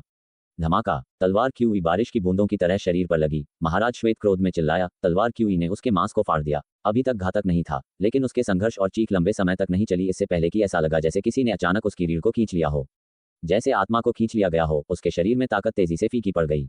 महाराज श्वेत की आंखें चौड़ी हो गईं, उनकी चमक खो गई, तीव्र अनिच्छा और डर से भर गईं। एक बार फिर उसने उस युवक के हमले से आतंक का अनुभव किया, लेकिन उसके पास अब अपने भाग्य को टालने का कोई मौका नहीं था। एक छप के साथ, जैसे ही महाराज श्वेत का शरीर गिरा, अन्य दानवराजों की स्थितियां ज्यादातर समान थीं। हवा के बीच में तलवार क्यूई से बने एक अजगर द्वारा पीछा किए जाने पर वे जल्द ही अपनी मृत्यु के लिए गिर गए, सांस से रहित। दो दानवी ताकतों के बुजुर्ग, जिनके लिए पूरी रणवीर हवेली उनके पूर्वजों सहित एक बार अपनी आत्माओं को जलाने की कीमत पर लड़े थे, अब घबराए हुए मक्खियों की तरह थे, भागने के लिए हाथापाई कर रहे थे, लेकिन एक एक करके गिर रहे थे। कोई भी उस युवक के हमले की पहुंच से बच नहीं सका।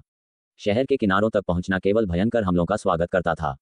ये पहले के सर्वोच्च दानवराज अब गिरते ही दर्द में चिल्ला रहे थे। कुछ ने सीधे वीर से गुहार लगाई, उसके अधीन सेवा करने के लिए तैयार थे। वीर की सेवा गुलामों की तरह कर रहे थे, लेकिन फिर भी वे मारे जाने से बच नहीं पाए।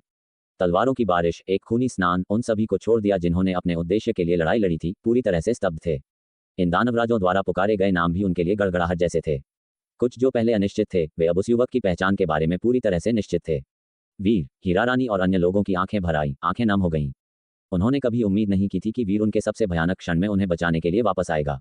वह युवक जो कभी रणवीर हवेली छोड़कर चला गया था, अब अपनी ताकत से पूरे शक्तिनगर को बचा लिया था। इस समय शहर के बाहर दानव ज्वार ने अपना अथक हमला जारी रखा।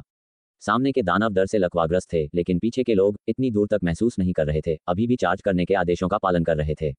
वीर की आंखें शांति से घूमी और फिर तलवार क्यूई के साथ जिसे उसने अपने हाथ में संघनित किया था, उसने इसे दूरी की ओर घुमाया। यह एक आकस्मिक झटके जैसा लगा, लेकिन तलवार क्यूई विशाल और प्रभावशाली थी, साधना आकर्षण द्वारा खींची गई थी, और एक आकाश उच्च तलवार चमक में बदल गई जिसने शहर के बाहर इंतजार कर रहे विशाल दानव ज्वार में कट लगा दिया। ये तलवार एक स्वर्गीय भगवान द्वारा दबाए गए उंगली की तरह लग रही थी। दानव ज्वार चींटियों की तरह तुरंत एक खाई में दबा दिया गया। जमीन फट गई और जहां तलवार क्यूई बह गई, असंख्य दानव मारे गए, कुछ पूरी तरह से नष्ट हो गए। जारी तलवार क्यूई भंग नहीं हुई, बल्कि अनगिनत तलवार रोशनी में बदल गई जो दानव ज्वार में गोली मार दी तेजी से पार कर रही थी। धूम धूम धूम। दानवों की आकृतियां, प्रतिक्रिया करने का समय नहीं मिला, तलवार क्यूई द्वारा छेद दी गईं, उनकी दिव्य विचार नष्ट हो गईं। ये दानव ज्वार दर्जनों मील तक फैला हुआ इन उड़ने वाली तलवार रोशनी के तहत स्पष्ट रूप से ढह गया। वीर ने फिर अपना हाथ वापस ले लिया। उसकी नजर उसके सामने जमीन पर पड़े दो दानव नेताओं पर पड़ी। मुझे मत मारो, मैं तुम्हारे पर्वत के रूप में भी सेवा कर सकता हूँ, फणीश्वर ने जल्दी से कहा। उसे दबाने वाले साधना क्षेत्र ने उसे एक कसाईखाने पर एक चूजे जैसा महसूस कराया, विरोध करने में शक्तिहीन। नागस्वामी, हालांकि उसने अपने दांत भींच लिए। एक नागस्वामी के रूप में जिसने 10,000 वर्षों तक साधना की थी, उसके पास जीवन के लिए एक चरम इच्छा थी, लेकिन उसके नागकुल की गरिमा ने उसे खुद को अपमानित करने की अनुमति नहीं दी। अगर तुम मुझे मार भी देते हो तो मेरा नागकुल तुम्हें कभी नहीं छोड़ेगा। नागस्वामी ने वीर को घूरा, ये जानते हुए कि भीख मांगने से उसे सबसे अच्छा एक पर्वत के समान भाग्य मिलेगा। पीड़ा में एक लिंगरिंग जीवन जीने के बजाय उसने अपना सिर ऊंचा करके मरना पसंद किया। सभी प्राणी मृत्यु से पहले झुक नहीं सकते थे। तुम महान आर्यावर्त साम्राज्य के खिलाफ साजिश रच रहे हो, इसके पीछे कोई होना चाहिए। वीर ने उन्हें नीचे देखा, उसकी आंखें ठंडी और भावना से रहित थीं। उसने कहा, तुम्हें इतना हताश जुआ खेलने का साहस किसने दिया? फणीश्वर ने जल्दी से कहा, मैं तुम्हें बताऊंगा, ये त्रय विनाश देव था जिसने हमें ऐसा करने के लिए मजबूर किया। हमारा पवित्र भवन मूल रूप से महान आर्यावर्त साम्राज्य के साथ शांति पर था। हजारों साल पहले पिछले सम्राट के साथ एक समझौता था कि एक दूसरे के क्षेत्र पर आक्रमण न करें। हमें मजबूर किया गया था। त्रय विनाश देव। वीर की आंखें थोड़ी चमकीं।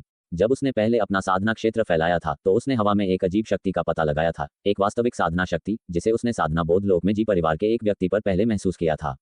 इन शीर्ष दानव ताकतों में हेरफेर करने के लिए और गणपद्म पीठ के एक सच्चे व्यक्ति को मौत की तरह स्थिर करने के लिए वे निश्चित रूप से साधना बोध लोक में भी होंगे।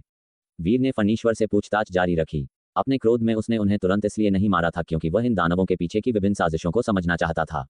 उसे महसूस हुआ कि महान आर्यावर्त साम्राज्य के विरुद्ध दानवों की चालें केवल वही नहीं थी जो उसने अभी तक देखी थी, और महान आर्यावर्त साम्राज्य भी उतना सीधा नहीं था जितना उसे प्रतीत होता था। जैसे ही वीर ने पूछना जारी रखा, अचानक उसे अपने आसपास की दुनिया में एक सूक्ष्म उतार चढ़ाव महसूस हुआ। यह उतार चढ़ाव शांत था और लगभग तुरंत ही उसके साधना क्षेत्र को छूता हुआ निकट आ गया। जब उसने क्रोध में वार किया था तो उसने सीधे पच स्तरीय साधना क्षेत्र का उपयोग करके दोनों महान दानवराजों को दबा दिया था और उसके साधना क्षेत्र ने स्वयं को भी ढक लिया था। लेकिन इस क्षण उसका साधना क्षेत्र फट गया। एक तीखी शक्ति एक धारदार ब्लेड की तरह साधना क्षेत्र को चीरती हुई सीधे उसकी ओर बढ़ी। हमला अचानक और अत्यंत तेज था। वीर की अभिव्यक्ति थोड़ी बदल गई और फिर उसकी आंखों में रोष उमड़ आया। एक गूंज के साथ साधना क्षेत्र लगातार उसके शरीर से फैलता गया। छठा स्तर, सातवां स्तर। जैसे ही दो अतिरिक्त स्तरों का साधना क्षेत्र लिफ्ट कर ओवरलैप हुआ, साधना क्षेत्र की ताकत तेजी से बढ़ गई और साधना क्षेत्र को फाड़ने वाला हमला जल्द ही धीमा पड़ गया। जब 7 स्तरीय साधना क्षेत्र ओवरलैप हो गया तो हमला पूरी तरह से साधना क्षेत्र द्वारा दबा दिया गया, जो वीर से कुछ मीटर आगे लटक रहा था और यह धड़कती हुई बैंगनी बिजली की एक धारा थी। ये बैंगनी बिजली हिंसक रूप से मुड़ रही थी, मानो साधना क्षेत्र के बंधन से मुक्त होने की कोशिश कर रही हो, और इसके केंद्र में चांदी जैसे पदार्थ का एक तार था। वीर महसूस कर सकता था कि यह चांदी जैसी शक्ति साधना शक्ति थी। वास्तविक साधना शक्ति। यह ऐसी चीज नहीं थी जिसे नियमों से आसानी से बांधा जा सके। यह अविनाशी और अटूट भी महसूस हो रही थी। वीर की आंखों में एक ठंडी रोशनी चमकी जब उसने शक्तिनगर के बाहर शून्य की ओर देखा। उसने देखा कि वहां 2 आकृतियां खड़ी थीं, फिर भी उन्होंने आभा का एक भी संकेत प्रकट नहीं किया। अगर नंगी आंखों से उन्हें नहीं देखा जाता तो किसी को पता ही नहीं चलता कि 2 लोग वहां खड़े हैं। एक सुदर्शन नारी थी जिसका कद ग्रेसफुल था और जिसकी टांगें बर्फ जैसी सफेद थीं। दूसरी ओर एक काले वस्त्रधारी युवक था। जैसे ही वीर ने उनकी ओर देखा, वे भी वीर को देख रहे थे। ये देखकर कि वीर वास्तव में साधना शक्ति के उस हमले को दबाने में सक्षम था, उनकी आंखों में आश्चर्य की एक झलक दिखाई दी, जो फिर और ठंडी हो गई। उनका प्रकट होना इसलिए हुआ था क्योंकि उन्होंने वीर को एक भयावह रूप से राक्षसी शक्ति प्रदर्शित करते हुए देखा था। उन्हें उम्मीद नहीं थी कि वे उसे एक ही बार में नहीं मार सकते थे। भागते हुए दानवराजों के चिल्लाने से उन्हें इस युवक की पहचान भी पता चल गई थी, वही जो मालवा प्रांत से निकला था और जिसने उनकी योजनाओं को बाधित कर दिया था। लेकिन पिछली जानकारी ने संकेत दिया था कि वह केवल 15 साल का था, त्रय अमर लोक में, और अब वह पहले ही साधना हृदय लोक में है। 1 साल के भीतर चतुर्स्तंभ लोक में प्रवेश करना वे अभी भी मुश्किल से स्वीकार कर सकते थे। वीर की पहले से प्रदर्शित राक्षसी प्रतिभा को देखते हुए यह असंभव नहीं था। लेकिन 1 साल के भीतर साधना हृदय स्थापित करना और साधना हृदय लोक तक साधना करना, ये थोड़ा अतिरंजित था। यहाँ तक कि संत उत्तराधिकारी भी ऐसा नहीं कर सकता था। ये कुछ असामान्य था। उन्हें अब संदेह होने लगा था कि क्या वहाँ किसी संत लोक की उपस्थिति थी जिसे कुछ महसूस हो रहा था और वह रणवीर परिवार के गर्भ का उपयोग करके उनकी योजनाओं को बाधित कर रहा था। विनाशदेव, फणीश्वर और नागस्वामी ने वीर की निगाहों का अनुसरण किया और उस सुदर्शन नारी को भी देखा। उनके चेहरे तुरंत बदल गए। उन्हें उम्मीद नहीं थी कि 3 विनाश देवों में से 2 आए हैं। क्या बचा हुआ अभी भी शाही राजधानी में उस सिद्ध पुरुष त्रिकालज्ञ के गलती करने का इंतजार कर रहा था। फणीश्वर की अभिव्यक्ति बदसूरत हो गई। ये जानकर हैरान था कि ये दोनों विनाश देव वास्तव में स्वयं मैदान में उतरेंगे। पहले इन दानव नेताओं के साथ चर्चा करते समय वे कहते रहे कि बहुत जल्दी प्रकट होना उनके लिए असुविधाजनक था, क्योंकि यह आसानी से अप्रत्याशित व्यक्तियों को आकर्षित कर सकता था। उन्होंने विशिष्ट कारणों पर विस्तार से नहीं बताया, लेकिन वे समझ सकते थे कुछ ऐसा जरूर होगा जिससे 3 विनाश देव डरते थे। इस प्रकार उन्होंने सीधे हमला नहीं किया था। आखिरकार केवल एक सिद्ध पुरुष त्रिकालज्ञ था, लेकिन 3 विनाश देव थे। अगर वे किसी बात से आशंकित नहीं होते तो वे बहुत पहले ही शाही राजधानी पर जबरदस्ती हमला कर चुके होते। लेकिन अब वे प्रकट हो गए थे। क्या यह इसलिए था क्योंकि सामने वाला युवक बहुत राक्षसी था, जिससे वे उसे बढ़ने के लिए और समय देने की हिम्मत नहीं कर रहे थे? फणीश्वर और नागस्वामी ने अंदर से कड़वाहट महसूस की, लेकिन ये भी समझा, खासकर जब उन्होंने मालवा प्रांत में लड़ाई के बाद युवक की पहचान की पूरी तरह से जांच की थी। साथ ही रणवीर हवेली से होने और सम्राट यू द्वारा व्यक्तिगत रूप से नामित होने के कारण, पूरी दुनिया में जाने जाने के कारण इसे छिपाना मुश्किल था। 15 साल की उम्र में ऐसी उपलब्धियां हासिल करना, अभी 16 का नहीं हुआ है और साधना हृदय लोक तक साधना कर चुका है, और उससे भी कहीं अधिक अतिरंजित डिग्री तक कोई भी ऐसे राक्षस को बढ़ते रहने देने की हिम्मत नहीं करेगा। नागस्वामी ने फणीश्वर को घूर कर देखा। उसकी आंखों में मजाक का भाव था। तुमसे पहले ही कहा था कि तुम बहुत नर्म हो, अब तुम पछता भी नहीं सकते। फणीश्वर को भी यह महसूस हुआ। उसका चेहरा पीला पड़ गया। क्या तुम इनके पीछे से हेरफेर कर रहे हो या तुम भी कठपुतलियां हो? वीर ने दोनों को घूर कर देखा और तीखेपन से पूछा। सुदर्शन नारी ने उदासीनता से कहा, मृतकों को बहुत कुछ जानने की जरूरत नहीं है। अब जब तुमने हमें देख लिया है तो तुम्हें पहले ही मर जाना चाहिए था। जैसे ही उसने बात की, उसके गालों पर बैंगनी रेखाएं जीवित हो उठी। अचानक उसकी गर्दन के कॉलम में सिमट गईं, फिर उसका शरीर अचानक आगे लपका, स्पष्ट रूप से शक्ति से फट रहा था, फिर भी बिना किसी आभा को प्रकट किए। टेलीपोर्ट होने की तरह महिला का शरीर सीधे गायब हो गया। वीर के साधना क्षेत्र के बाहर फिर से प्रकट हुआ, लेकिन उसने सीधे अपना हाथ उठाया। उसकी उंगलियों से चांदी की रोशनी फूट पड़ी, वीर के साधना क्षेत्र को हिंसक रूप से फाड़ दिया। 7 स्तरीय साधना क्षेत्र, भयावह रूप से शक्तिशाली, नागस्वामी जैसे साधना हृदय लोक के सैकड़ों प्राणियों को आसानी से दबाने में सक्षम, फिर भी उन पतली हथेलियों के नीचे ये हल्के से कड़े कागज की तरह था। फाड़े जाने से पहले मुश्किल से ही बाधा बना। वीर की आंखें संकरी हो गईं, फिर उसकी आंखों में हत्या का इरादा तेज हो गया और वह उल्कापात की तरह विरोधी की ओर बढ़ा।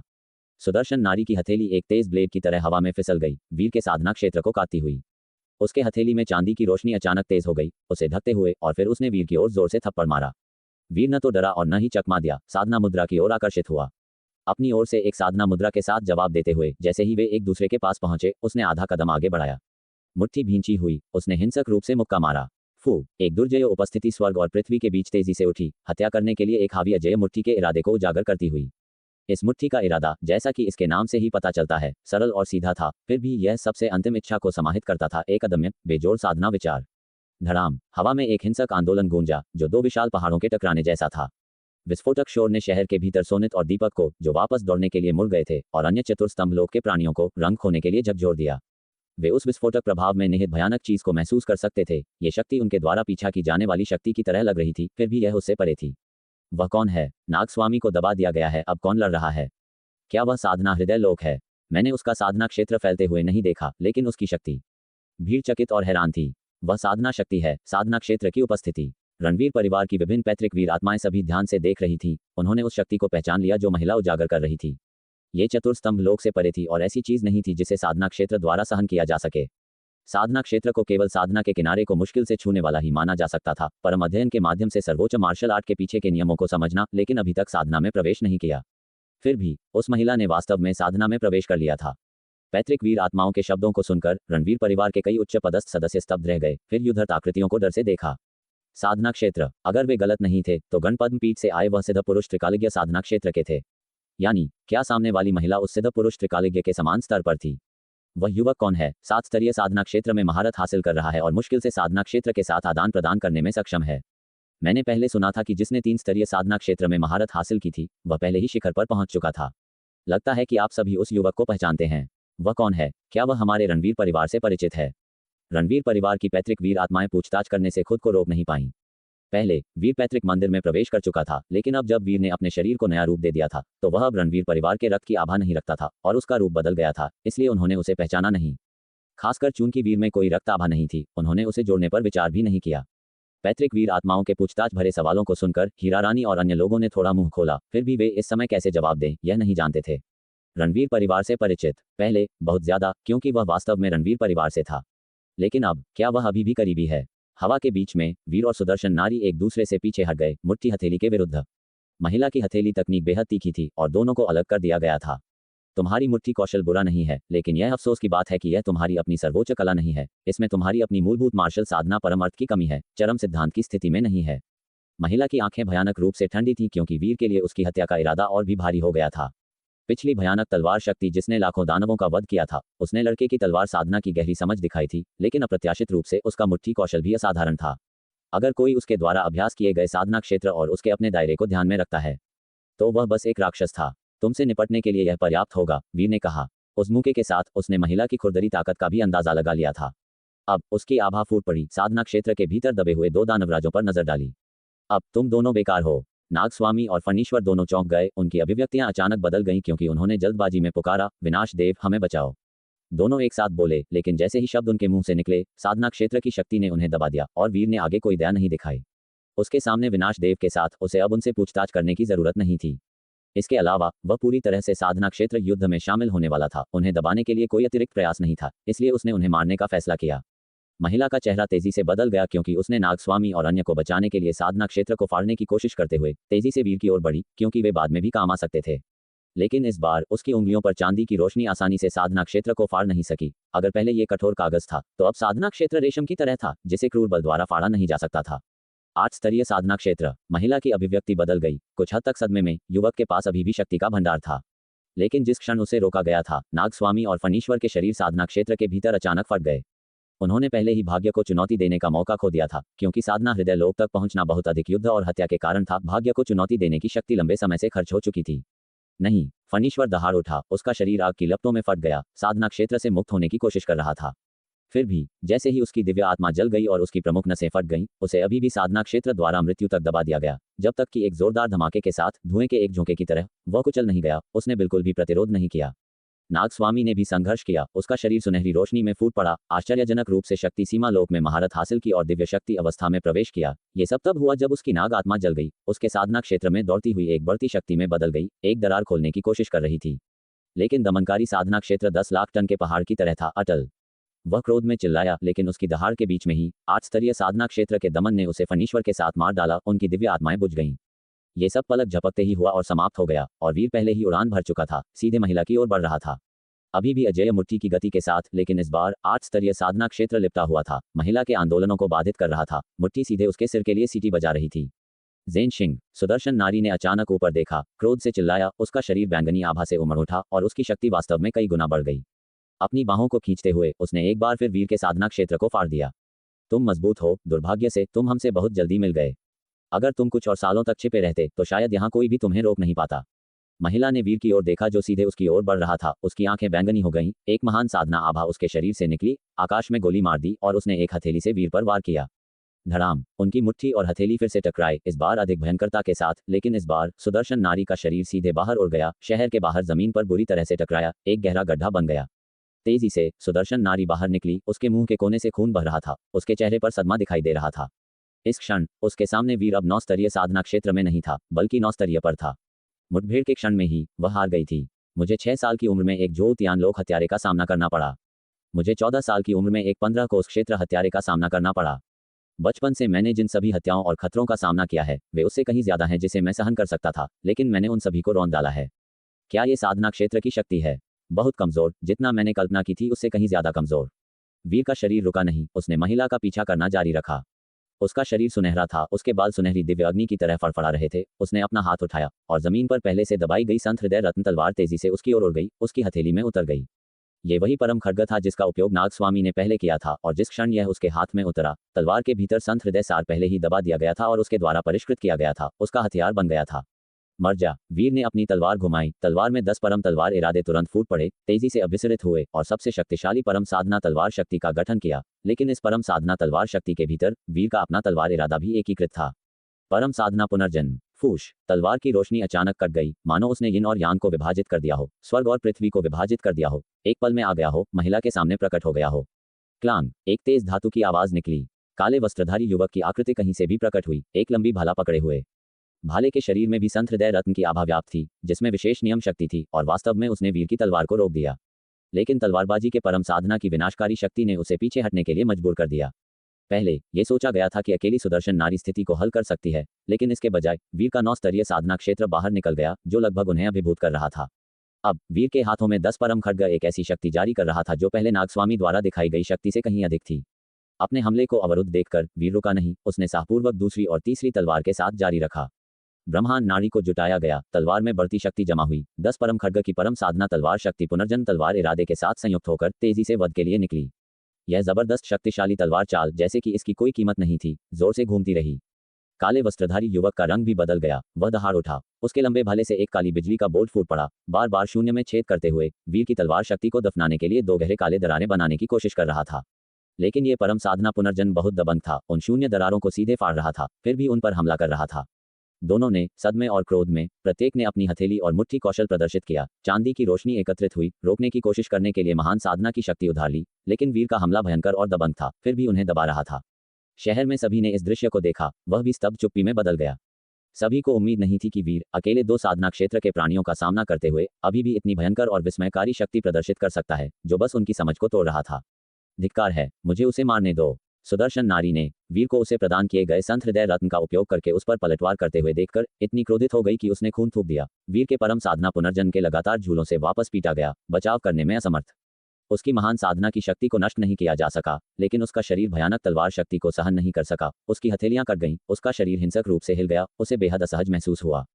काले वस्त्रधारी युवक ने उसके शब्द सुने, उसकी आंखें गहरी थीं और उसने उसे रोका नहीं, केवल कहा, मैं तुम्हें बाद में क्षतिपूर्ति करूंगा। ये सुनकर सुदर्शन नारी को अब परवाह नहीं थी, उसका शरीर चांदी की रोशनी की रेखाओं से ढका हुआ था, जो फटने वाला लग रहा था, चांदी की चमक से फूट रहा था। मेरे सम्मानित अवतार को नष्ट करने के लिए मजबूर करना, मैंने तुम्हें याद रखा है। उसका चेहरा क्रोध से भरा हुआ था, वह सक्रिय रूप से वीर की ओर बढ़ी। वीर ने उसके शब्द सुनकर चौंक गया। यह महिला सिर्फ एक साधना क्षेत्र अवतार थी। कोई आश्चर्य नहीं कि वह इतनी कमजोर थी। पहले उसने जी युद्धदेव और कुल नेता की उपस्थिति को जी परिवार में महसूस किया था, जो एक रसातल जितना गहरा और अछूत था। अपने 9 स्तरीय साधना क्षेत्र के साथ भी वह उन्हें हरा सकता है या नहीं, यह अनिश्चित था। हालांकि उसके सामने के 2 उसके 9 स्तरीय साधना क्षेत्र द्वारा दमन योग्य लग रहे थे। शुरू में उसे लगा कि ये दानवों और जी परिवार के दिग्गजों के बीच का अंतर था। ये पता चला कि वे केवल अवतार थे। प्रतिद्वंद्वी की आभा को महान साधना से भरा हुआ देखकर, जो किसी घातक तकनीक जैसा लग रहा था, वीर के कदम रुक गए। उसने अब अपनी शक्ति नहीं छिपाई और सीधे अपने सबसे मजबूत तरीके का इस्तेमाल किया। भूनाड़ी ने चारों दिशाओं से स्वर्ग और पृथ्वी की शक्ति को एकत्रित करते हुए जोरदार तरीके से अंदर खींचा। अमर में रूपांतरित 10%। जंगली शक्ति का एक उछाल उसके शरीर में भर गया, वीर की आंखों से दिव्य रोशनी विस्फोटक रूप से निकली और 9 स्तरीय साधना क्षेत्र की शक्ति अचानक दोगुनी हो गई। आपको समझना चाहिए, 9 स्तरीय साधना क्षेत्र में 10% शक्ति के बढ़ने का मतलब था कि प्रत्येक परत को एक वृद्धि मिली, जो जब एक साथ ढेर हो जाती थी तो एक अत्यंत भयानक वृद्धि होती थी। उसने अपनी तलवार उठाई और फिर हिंसक रूप से नीचे वार किया। संत हृदय रत्न कांप रहा था, मानो उस विशाल शक्ति को सहन करने और अवशोषित करने से उत्साहित हो। परम साधना तलवार शक्ति संघनित हुई और फूट पड़ी, अभूतपूर्व रूप से शानदार, दहाड़ती हुई हिंसक रूप से वार किया। एक पल में तलवार शक्ति ने पुनर्जन्म का एक चक्र बनाया, जैसे एक अंधेरा पर्दा जो सुदर्शन नारी की आकृति को तेजी से ढांक लेता है। फिर अनगिनत तलवार इरादे तुरंत उसके शरीर में घुस गए। असंभव, सुदर्शन नारी की पुतलियां सिकुड़ गईं, उसके शरीर की चांदी की दिव्य रोशनी अभी तक नहीं फूटी थी और वर्तमान में इस गहरे काले पुनर्जन्म तलवार क्षेत्र में फंसी हुई थी। उसकी चेतना बिखरती हुई लग रही थी। एक धमाके के साथ सुदर्शन नारी का शरीर तलवार शक्ति से छेद दिया गया, टुकड़ों में बिखर गया। उसके भीतर चांदी की रोशनी मंद हो गई। ये साधना की शक्ति थी जिसे अनगिनत तलवार शक्ति द्वारा काट दिया गया था। इसने नष्ट नहीं किया, बल्कि अपने मालिक की चेतना के खो जाने के कारण धीरे धीरे विघटित होना शुरू कर दिया। स्वर्ग और पृथ्वी में फीका पड़ गया। काले वस्त्रधारी युवक की पुतलियां कस गईं। उसे कभी उम्मीद नहीं थी कि इस युवक के पास एक बैकअप योजना होगी। उसका दिल सदमे में था। इस युवक ने बार बार उनकी उम्मीदों को पार कर दिया था। लगभग बिना किसी हिचकिचाहट के उसका शरीर तेजी से पीछे हट गया, तुरंत न्याय करते हुए कि वह उसका मुकाबला नहीं कर सकता। लेकिन जैसे ही उसकी आकृति पीछे हटी, वीर ने पहले ही उस पर अपनी निगाहें टिका दी थीं। क्या तुम मुझे मारने की कोशिश नहीं कर रहे हो? मुझे अपनी तलवार के लिए बलिदान के रूप में तुम्हारे एक अवतार को पहले नीचे गिराने दो। उसने अपनी बांह घुमाई, शक्ति फूट पड़ी और भूनाड़ी ने एक बार फिर आसपास से शक्ति निकाली। एक बार फिर वृद्धि हुई 20%। धड़ाम, परम साधना तलवार शक्ति कट गई, मानो उसने स्वर्ग और पृथ्वी का एक अंधेरा पर्दा खोल दिया हो। एक पल में काले वस्त्रधारी युवक को पकड़ लिया हो, उसे सीधे पुनर्जन्म के काले चक्र में खींच लिया हो। इस बार शक्ति और भी भयंकर थी। पहले से अप्रतिबंधित 9 स्तरीय साधना क्षेत्र ने उसे सीधे दबा दिया, जिसके बाद अनगिनत तलवार शक्ति ने छेद दिया। तुम, काले वस्त्रधारी युवक ने क्रोध से वीर को घूरा। उसका सिर तेजी से टूट गया और मौके पर ही बिखर गया। उसके शरीर के अंदर कोई दिव्य आत्मा बाहर नहीं निकली, बस एक और अवतार। वीर ने अपना हाथ उठाया, लंबी भाला को पुनः प्राप्त किया, यहाँ तक कि भाला पर भी अब परम साधना की तलवार शक्ति द्वारा कुछ निशान पड़ गए थे। विनाश देवों के दोनों अवतार नष्ट हो गए थे। लड़ाई की सीमा को देखते हुए वीर उन्हें जीवित पकड़ने के लिए अब और पीछे नहीं हट सकता था। इसके अलावा केवल अवतार होने के कारण भले ही उन्हें जीवित पकड़ लिया जाता, वे अधिक जानकारी नहीं देते क्योंकि प्रतिद्वंद्वी जवाब नहीं देता। हालांकि विजयी वीर के चेहरे पर कोई खुशी नहीं थी, उसकी अभिव्यक्ति और भी गंभीर हो गई। अकेले इन अवतारों में इतनी भयानक शक्ति थी, जब उसके 9 स्तरीय साधना क्षेत्र को पूरी तरह से लगाया गया था तो वह उसका मुकाबला करने में सक्षम थे। उनके मूल शरीर कितने मजबूत होंगे। साधना क्षेत्र और साधना हृदय लोक के बीच का अंतर वीर ने शुरू में जितना सोचा था उससे कहीं अधिक बड़ा लग रहा था। साधना क्षेत्र पर उसका नियंत्रण अभी भी अपर्याप्त था, परम तकनीकों पर उसकी महारत बहुत कम थी, उसे और साधना तकनीकों की जरूरत थी। सौभाग्य से अब तक वह अमर में रूपांतरित में परम हासिल करने में सक्षम होना चाहिए।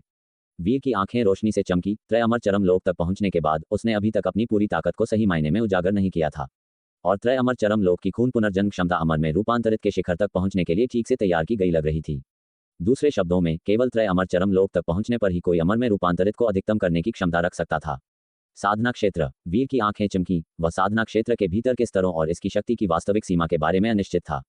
जैसे ही वीर हाथ में तलवार लिए विचार कर रहा था, शहर के भीतर के लोग अभी भी स्तब्ध थे, मानो किसी सपने से जाग रहे हों।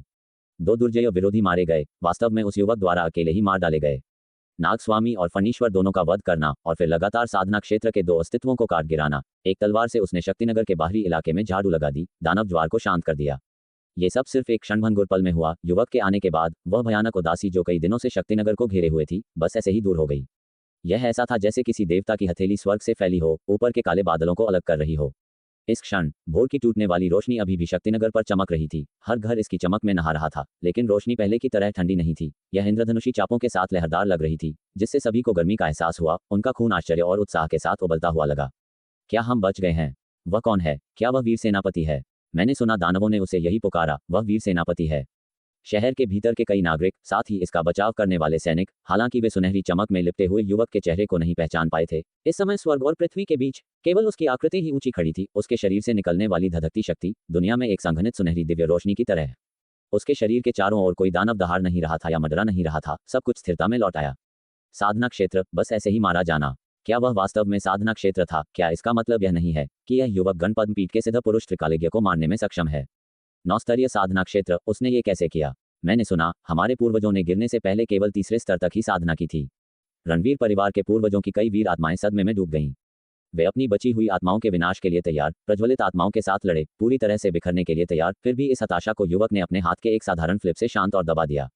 साधना हृदय लोक के दो दानव नेता वीर की उपस्थिति में बच्चों की तरह थे, विरोध करने में शक्तिहीन और साधना क्षेत्र के प्राणी मारे गए। साधना क्षेत्र को मारने में सक्षम होना। रणवीर हवेली के अंदर पैतृक मंदिर में 3 सुनहरी आत्माएं आकाश में उड़ गईं। वे तुरंत युद्ध के मैदान में नहीं दौड़ी थीं, वे पूर्वज आदिपुरुष तेजपाल की सहायता के लिए रुकी थीं। लेकिन अब उन्होंने देखा कि युद्ध का मैदान शांत हो गया था। वह साधना क्षेत्र नहीं था, यह एक अवतार था। आदिपुरुष तेजपाल की दिव्य आत्मा पैतृक मंदिर में सुनहरे शरीर से बाहर निकली, रणवीर हवेली के ऊपर खड़ी होकर दूरी की ओर देख रही थी। जब से वीर प्रकट हुआ और पूरे शहर में स्थिति को उलट दिया, उन्होंने रणवीर परिवार के रक्त के साथ एक मांस का शरीर बनाने के लिए अपनी पेशकश को रोक दिया था। ध्यान से युद्ध के मैदान को देख रहे थे। एक अवतार, तीनों सुनहरी आत्माएं इस वृद्ध पूर्वज की ओर देखने से खुद को रोक नहीं पाईं। आदिपुरुष तेजपाल साधना हृदय लोक का एक वीर सेनापति था, जिसने पहले सम्राट के साथ कई राज्यों में अभियान चलाया था, क्षेत्रों का विस्तार किया था और जानकार था। मैंने जिन साधना क्षेत्र के प्राणियों को देखा है वे और भी भयानक हैं। वे ऐसे अस्तित्व हैं जिन्होंने वास्तव में साधना को छुआ है, जिनकी साधना शक्ति अविनाशी है, दिव्य अस्त्र नुकसान नहीं पहुंचा सकते, हवा और बारिश बुलाने जैसी विभिन्न अविश्वसनीय शक्तियों के अधिकारी हैं, इस स्तर पर नहीं। आदिपुरुष तेजपाल की निगाहें गंभीर थीं, शहर के किनारे पर सुनहरे युवक पर ध्यान केंद्रित कर रही थीं।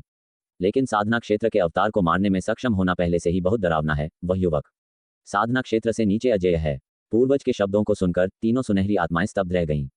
हालांकि वे भी रणवीर परिवार के प्राचीन पूर्वज थे, वे अपने पूर्ववर्ती के गौरवशाली युग को चूक गए थे। उन्होंने साधना क्षेत्र देखा था, लेकिन साधना क्षेत्र की पूरी ताकत नहीं देखी थी और इसलिए यह स्पष्ट नहीं था कि यह वास्तव में कितना भयानक था। हालांकि साधना क्षेत्र के उन 2 अवतारों द्वारा प्रदर्शित शक्ति ने उन्हें पहले ही पर्याप्त झटका दिया था। आखिरकार उसी साधना हृदय लोक के 2 दानव नेताओं के पास उस युवक के सामने लड़ने की भी कोई योग्यता नहीं थी। हालांकि साधना क्षेत्र के उन 2 अवतारों ने युवक को 9 स्तरीय साधना क्षेत्र का अनावरण करने के लिए मजबूर किया था। उस युवक ने अपनी पूरी ताकत का इस्तेमाल नहीं किया है। वह अभी भी बहुत छोटा है। अगर उसे और समय दिया जाए तो वह निश्चित रूप से साधना क्षेत्र में कदम रखने में सक्षम होगा, और तब महान आर्यावर्त साम्राज्य पर हमला करने की हिम्मत कौन करेगा। पहले अमर द्वार खोला गया था, जिसने कई प्रतिभाओं को दूर खींच लिया, जिससे महान आर्यावर्त साम्राज्य के भाग्य में गिरावट आए। अब लगता है कि हम एक नए शिखर को देखेंगे, शायद अमर द्वार से पहले के शिखर को भी पार कर जाएगा। मुझे आश्चर्य है कि वह युवक किस कुलीन परिवार से संबंधित है। यह अफसोस की बात है कि वह हमारे रणवीर परिवार से नहीं है। हाय हाय। जैसे ही रणवीर परिवार की वीर आत्माओं ने संवाद किया, शहर के भीतर कई लोग जो वीर से परिचित थे वे होश में आए और तुरंत उत्साह से वीर की ओर दौड़े। वीर वीर हीरा रानी, लीना और अन्य वीर की ओर भागे, जबकि थोड़े धीमे विपुल, राजेश्वरी और अन्य भी एक संक्षिप्त स्तब्ध क्षण के बाद होश में आए। उनकी अभिव्यक्तियां उत्साहित थीं क्योंकि वे तेजी से उस ओर बढ़े। वरुण ने अपनी पूरी ताकत से दहाड़ लगाई, अपने पूर्वजों की शक्ति को वीर की ओर उड़ने के लिए बुलाया। तुम वास्तव में उसे जानते हो। वरुण को घेरने वाले रणवीर परिवार के पूर्वज कुछ हद तक चकित थे। उन्हें कभी उम्मीद नहीं थी कि इस छोटे मोटे के वंशज वास्तव में उस राक्षसी युवक से परिचित होंगे। उसकी आंखें गर्म आंसुओं से भरी देखकर ये स्पष्ट रूप से कोई झूठ नहीं था। इसके अलावा ऐसा लगता था कि वे एक गहरा संबंध साझा करते थे। रणवीर परिवार की अन्य वीर आत्माओं ने भी इन रणवीर परिवार के रक्त वंशजों की प्रतिक्रियाओं पर ध्यान दिया, और युवक के साथ उनके प्रतीत होने वाले वास्तविक और हार्दिक संपर्क को देखकर वे सभी आश्चर्यचकित थे, जिसके बाद खुशी की लहर दौड़ गई। हालांकि युवक मदद के लिए आया था, हो सकता है कि उसे ऐसा करने का आदेश दिया गया हो या वह मानव जाति के एक साथी सदस्य के रूप में आया हो, लेकिन अब ऐसा लग रहा था कि उसका उनके रणवीर परिवार के साथ घनिष्ठ संबंध था। वीर दूरी से राजेश्वरी ने हीरा रानी और अन्य लोगों के दुखद और उत्साहित रोने की आवाज सुनी, और उसका पहले से उलझा हुआ चेहरा अचानक जम गया। फिर उसका दिल कसकर जकड़ गया। रसातल के सामने गिरने वाले युवक की छवि तेजी से उसके दिमाग में कौंध गई। उसका खून उबलता हुआ लग रहा था, फिर भी उसका पूरा शरीर उसके पैरों तक ठंडा हो गया, थोड़ा कांप रहा था। क्या ये हो सकता है? क्या ये वास्तव में वह हो सकता है? राजेश्वरी की आंखों में आंसू छलक आए जब उन्होंने उस ऊंची दृढ़ आकृति को देखा जो युद्ध देवता की तरह शान से खड़ी थी, जिसकी तेजस्वी उपस्थिति ने अनगिनत दर्शकों को मंत्रमुग्ध कर दिया था। क्या वह उनका बच्चा हो सकता है?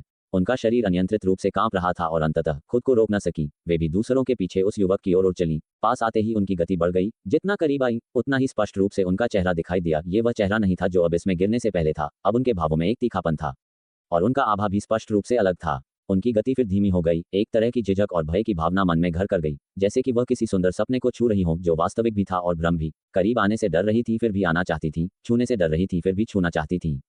जल्द ही हीरा रानी और अन्य लोग शहर के किनारे पहुंचे और उस युवक को देखा जिसकी दिव्य ज्योति अब सिमटकर शांत हो गई थी। उस कुछ अपरिचित चेहरे को देखते हुए भी उनके आंसू बह निकले। भले ही उनकी आभा और रूप बदल गया था, फिर भी वे उन्हें पहचानती थी। वह बच्चा जो कभी कभी उन्हें अपने हाथ का बना स्वादिष्ट पकवान लाकर देता था, रणवीर हवेली का वह अनोखा बच्चा। वह भी उतना ही विलक्षण और प्रमुख था, फिर भी रणवीर हवेली के उस चंचल और बेपरवाह बच्चे से अलग था। इसके विपरीत उनके सामने खड़ा युवक अब एक युवा देवता की तरह चमक रहा था, जिसके चेहरे से थोड़ी सी आलस्य चली गई थी और आंखों में एक अतिरिक्त तीक्ष्णता आ गई थी। केवल एक चीज नहीं बदली थी, वे थी उनकी आंखें, अब भी वैसी ही निर्मल और कोमल जैसे तराशा हुआ कांच। हीरा रानी अपना मुंह ढंक न सकी, आंसू बह रहे थे क्योंकि सुबह उनका अभिवादन करने, भोजन के दौरान उनके साथ रहने और अनौपचारिक बातचीत तथा हंसी मजाक करने वाले उस बच्चे की यादें उनके मन में जीवंत थीं। पर जो समय बीत गया था वह बहुत पुराना लग रहा था। अब वह रक्त से सना हुआ था, अपने लिए एक छाता लिए हुए था ताकि भयंकर हवा और बर्फ को रोक सके जब कोई और उनके लिए छाता पकड़ने वाला नहीं था। वीर, वरुण पिता और अतुल्य भी दूसरों के साथ आ पहुंचे। वीर को देखकर अन्य लोग घबराहट और दुख से भरे थे, उन्हें स्वीकार करने का साहस नहीं कर पा रहे थे, लेकिन वरुण ने उत्साह से पुकारा। वीर ने उस छोटे से बच्चे को देखा, उनकी भौहें जो आमतौर पर सख्त रहती थीं, एक छोटी सी मुस्कान में ढीली पड़ गईं और उन्होंने कहा, तुम डिवाइन ट्रैवल रेल में पहुंच गए हो, हैं? लगता है तुमने आलस नहीं किया है। वीर की बात सुनकर वरुण के आंसू फूट पड़े और वह वीर से लिपट गया। वीर, तुम ठीक हो, ये बहुत अच्छा हुआ, तुम ठीक हो। वीर क्षण भर के लिए हैरान हुए, फिर हंसे, लेकिन जब लड़के ने अपना सिर उनकी छाती पर रगड़ा तो उन्होंने उसे तुरंत दूर धकेल दिया। ओए शैतान, अपनी नाक पोंछकर मेरा कुर्ता खराब मत कर। वरुण ने तुरंत अपनी आस्तीन से पोंछा, लेकिन नाक से एक बुलबुला निकाल गया। वीर, मैं बाद में इसे धो दूंगा। जाओ, यहाँ से निकलो। वीर ने कुछ चिड़चिड़ेपन से कहा। अतुल्य, विपुल और सिमरन, जो हीरा रानी के बच्चे थे, वे भी आ पहुंचे। उन्होंने पहले वीर को गलत समझा था और जब सत्यनाग की लड़ाई समाप्त हुई थी, तब उन्होंने युवराज सूर्यकांत को मारने की कोशिश करते हुए वीर को रोकने की कोशिश की थी। लेकिन रानी रुक्मिणी के मामले की जांच और स्पष्ट होने के बाद उन्हें एहसास हुआ कि उन्होंने इस युवक पर गलत इल्जाम लगाया था। अब जब उन्होंने युवक को फिर से देखा तो उनकी भावनाएं जटिल थीं, अपराध बोध और उल्लास दोनों से भरी हुई। वीर को वरुण के साथ यूं ही हंसते बातें करते देखकर अतुल्य और विपुल जैसे वीर की पीढ़ी के लोगों को उस मोटे बच्चे से एक अकथनीय ईर्ष्या हुई, लेकिन साथ ही वे गहरे दुख से भी भरे हुए थे। एक ही रणवीर हवेली के होने के बावजूद वीर के साथ उनका संबंध काफी दूर का था, लगभग एक परिचित जितना। वीर, क्या तुम्हें अब भी अपनी चाची याद है? हीरा रानी ने पूछा। उनकी आंखें लाल हो गईं जब उन्होंने वीर को देखा, जो स्वरूप में छोड़कर अपरिवर्तित लग रहा था। वीर उस महिला की ओर मुड़े जिन्होंने बचपन से उनका बहुत ख्याल रखा था। उनकी नजर कोमल थी और उन्होंने उत्तर दिया, चाची के उपकार को मैं भूलने का साहस नहीं कर सकता। क्या बस उपकार? वे तो साधारण भोजन थे, ये कैसा उपकार है? हीरा रानी की आंखें और भी लाल हो गईं। वीर क्षण भर रुके, थोड़ी देर चुप रहे, फिर उन्होंने कहा, मुझे सब याद है। जैसा मैंने पहले कहा था, मुझे अपने बचपन का हर पल याद है। वीर की बातें सुनकर उनके आसपास के लोगों के भाव सूक्ष्म रूप से बदल गए। उनके विचार 2 साल पहले सत्यनाग प्रतियोगिता के निष्कर्ष पर उस आंगन में हुई घटनाओं पर खींचे चले गए। एक पल के लिए कई सिर दुख से झुक गए। उस समय युवक ने उनके साझा दैनिक जीवन का वर्णन किया था, वे विवरण जो वे बहुत पहले भूल चुके थे, एक पारखी की तरह उन्हें स्तब्ध और भयभीत दोनों कर दिया था। हालांकि इस पर चिंतन करने से केवल दुख और पछतावा ही हुआ था। क्या तुम सच में वीर हो? गहन चुप्पी के बीच एक उत्साहित फिर भी घबराए और भयभीत आवाज आई। राजेश्वरी भीड़ को चीरकर वीर के सामने आकर खड़ी हो गईं। उनकी आंखें आंसुओं से भरी थी जो उनके गालों पर लुढ़क रहे थे। क्या माँ ने तुम्हें गलत समझा? क्या तुम सच में वीर हो? वीर ने ऊपर देखा, उनके इतने करीब उस जीवन फिर भी आंसुओं से भरी चेहरे को देखा। यह उतना ही वास्तविक था जितना एक दशक से अधिक पहले लपेटे में रहते हुए उन्होंने ऊपर देखा था, और उतना ही दूर था जितनी वह अंतिम लंबी नजर जो उन्होंने अब इसमें जाने से पहले डाली थी। फिर भी उनका भाव शांत हो गया, उनके हृदय की स्थिरता को दर्शाते हुए। उन्होंने बस धीरे से सिर हिलाया और कहा, आपको भ्रम हुआ है, मैं स्वयं हूं, आपका पुत्र नहीं। वीर की बात सुनकर राजेश्वरी स्तब्ध रह गईं। उनके बगल में उत्साहित और दुखी हीरा रानी, अभी अभी आए दीपक, नीरज और अन्य लोग भी चकित थे। उनके भाव उदासी से भर गए, लेकिन गुस्से से नहीं, उनकी आंखों में दुख उमड़ आया। वीर के शांत लहजे को सुनकर राजेश्वरी को लगा जैसे उनके हृदय में एक तेज धार वाला चाकू चुभ गया हो। वह और भी रो पड़ी, दुख से कहते हुए, तुम अब मुझे पहचानने से इनकार कर रहे हो, है ना? मुझे माफ कर दो बच्चे, मैंने गलती की। मैंने तो ये भी चाहा कि मैं तुम्हारी जगह मर जाती, लेकिन माँ के पास सचमुच कोई चारा नहीं था।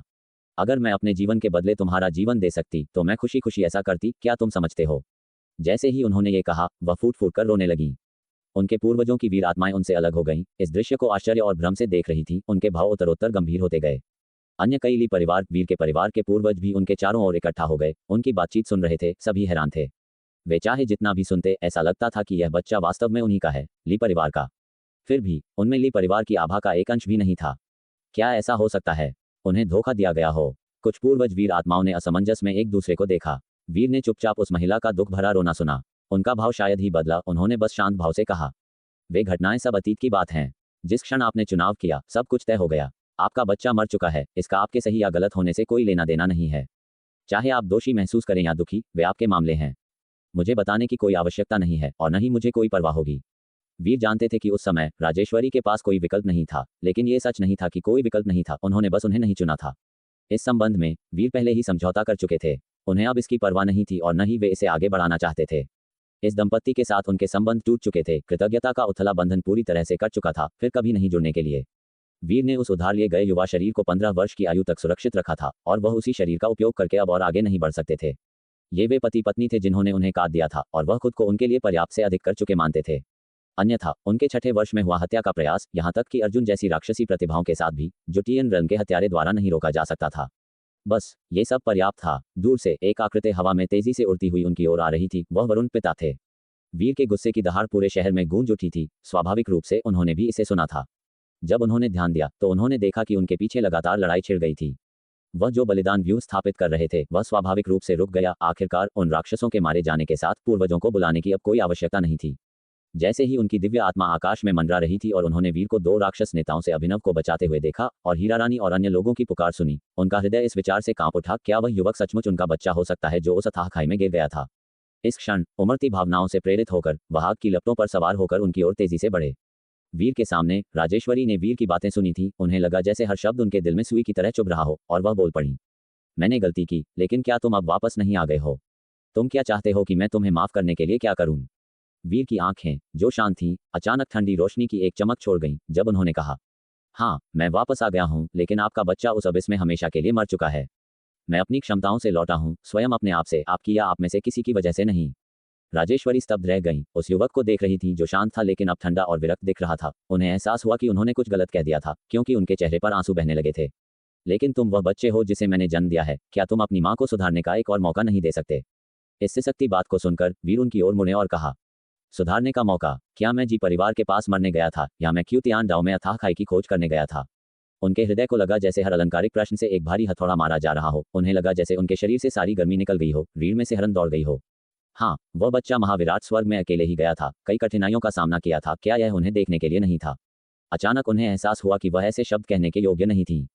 सुधारना? क्या वह वास्तव में एक दशक पहले अपने बच्चे को छोड़ने और उसे एक बार फिर खतरे का सामना करने देने के लिए प्रायश्चित कर सकती थी? उनके आंसू एक टूटे हुए बांध की तरह बह निकले और उनका दिल इतने दर्द से दुख रहा था कि सांस लेना मुश्किल हो गया था।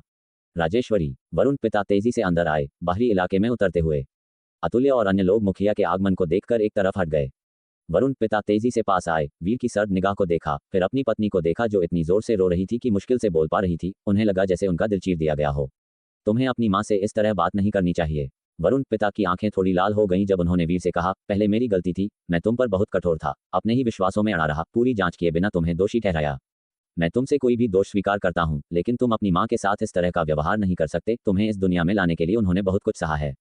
वीर ने भौहें चढ़ाईं, उनका शांत हृदय अब एक अकथनीय जलन और थकावट की भावना से भर गया था। उन्होंने उदासीनता से कहा, उन्हें बार बार मां कहना बंद करो, तुम्हें मुझसे माफी मांगने की जरूरत नहीं है। मैं अतीत के लिए कोई शिकायत नहीं रखता। जिस क्षण मैं रणवीर हवेली से बाहर निकला, मैंने तुमसे संबंध तोड़ लिए। मैंने तुम्हें मेरे पालन पोषण के लिए जो कुछ भी देना था वह चुका दिया है।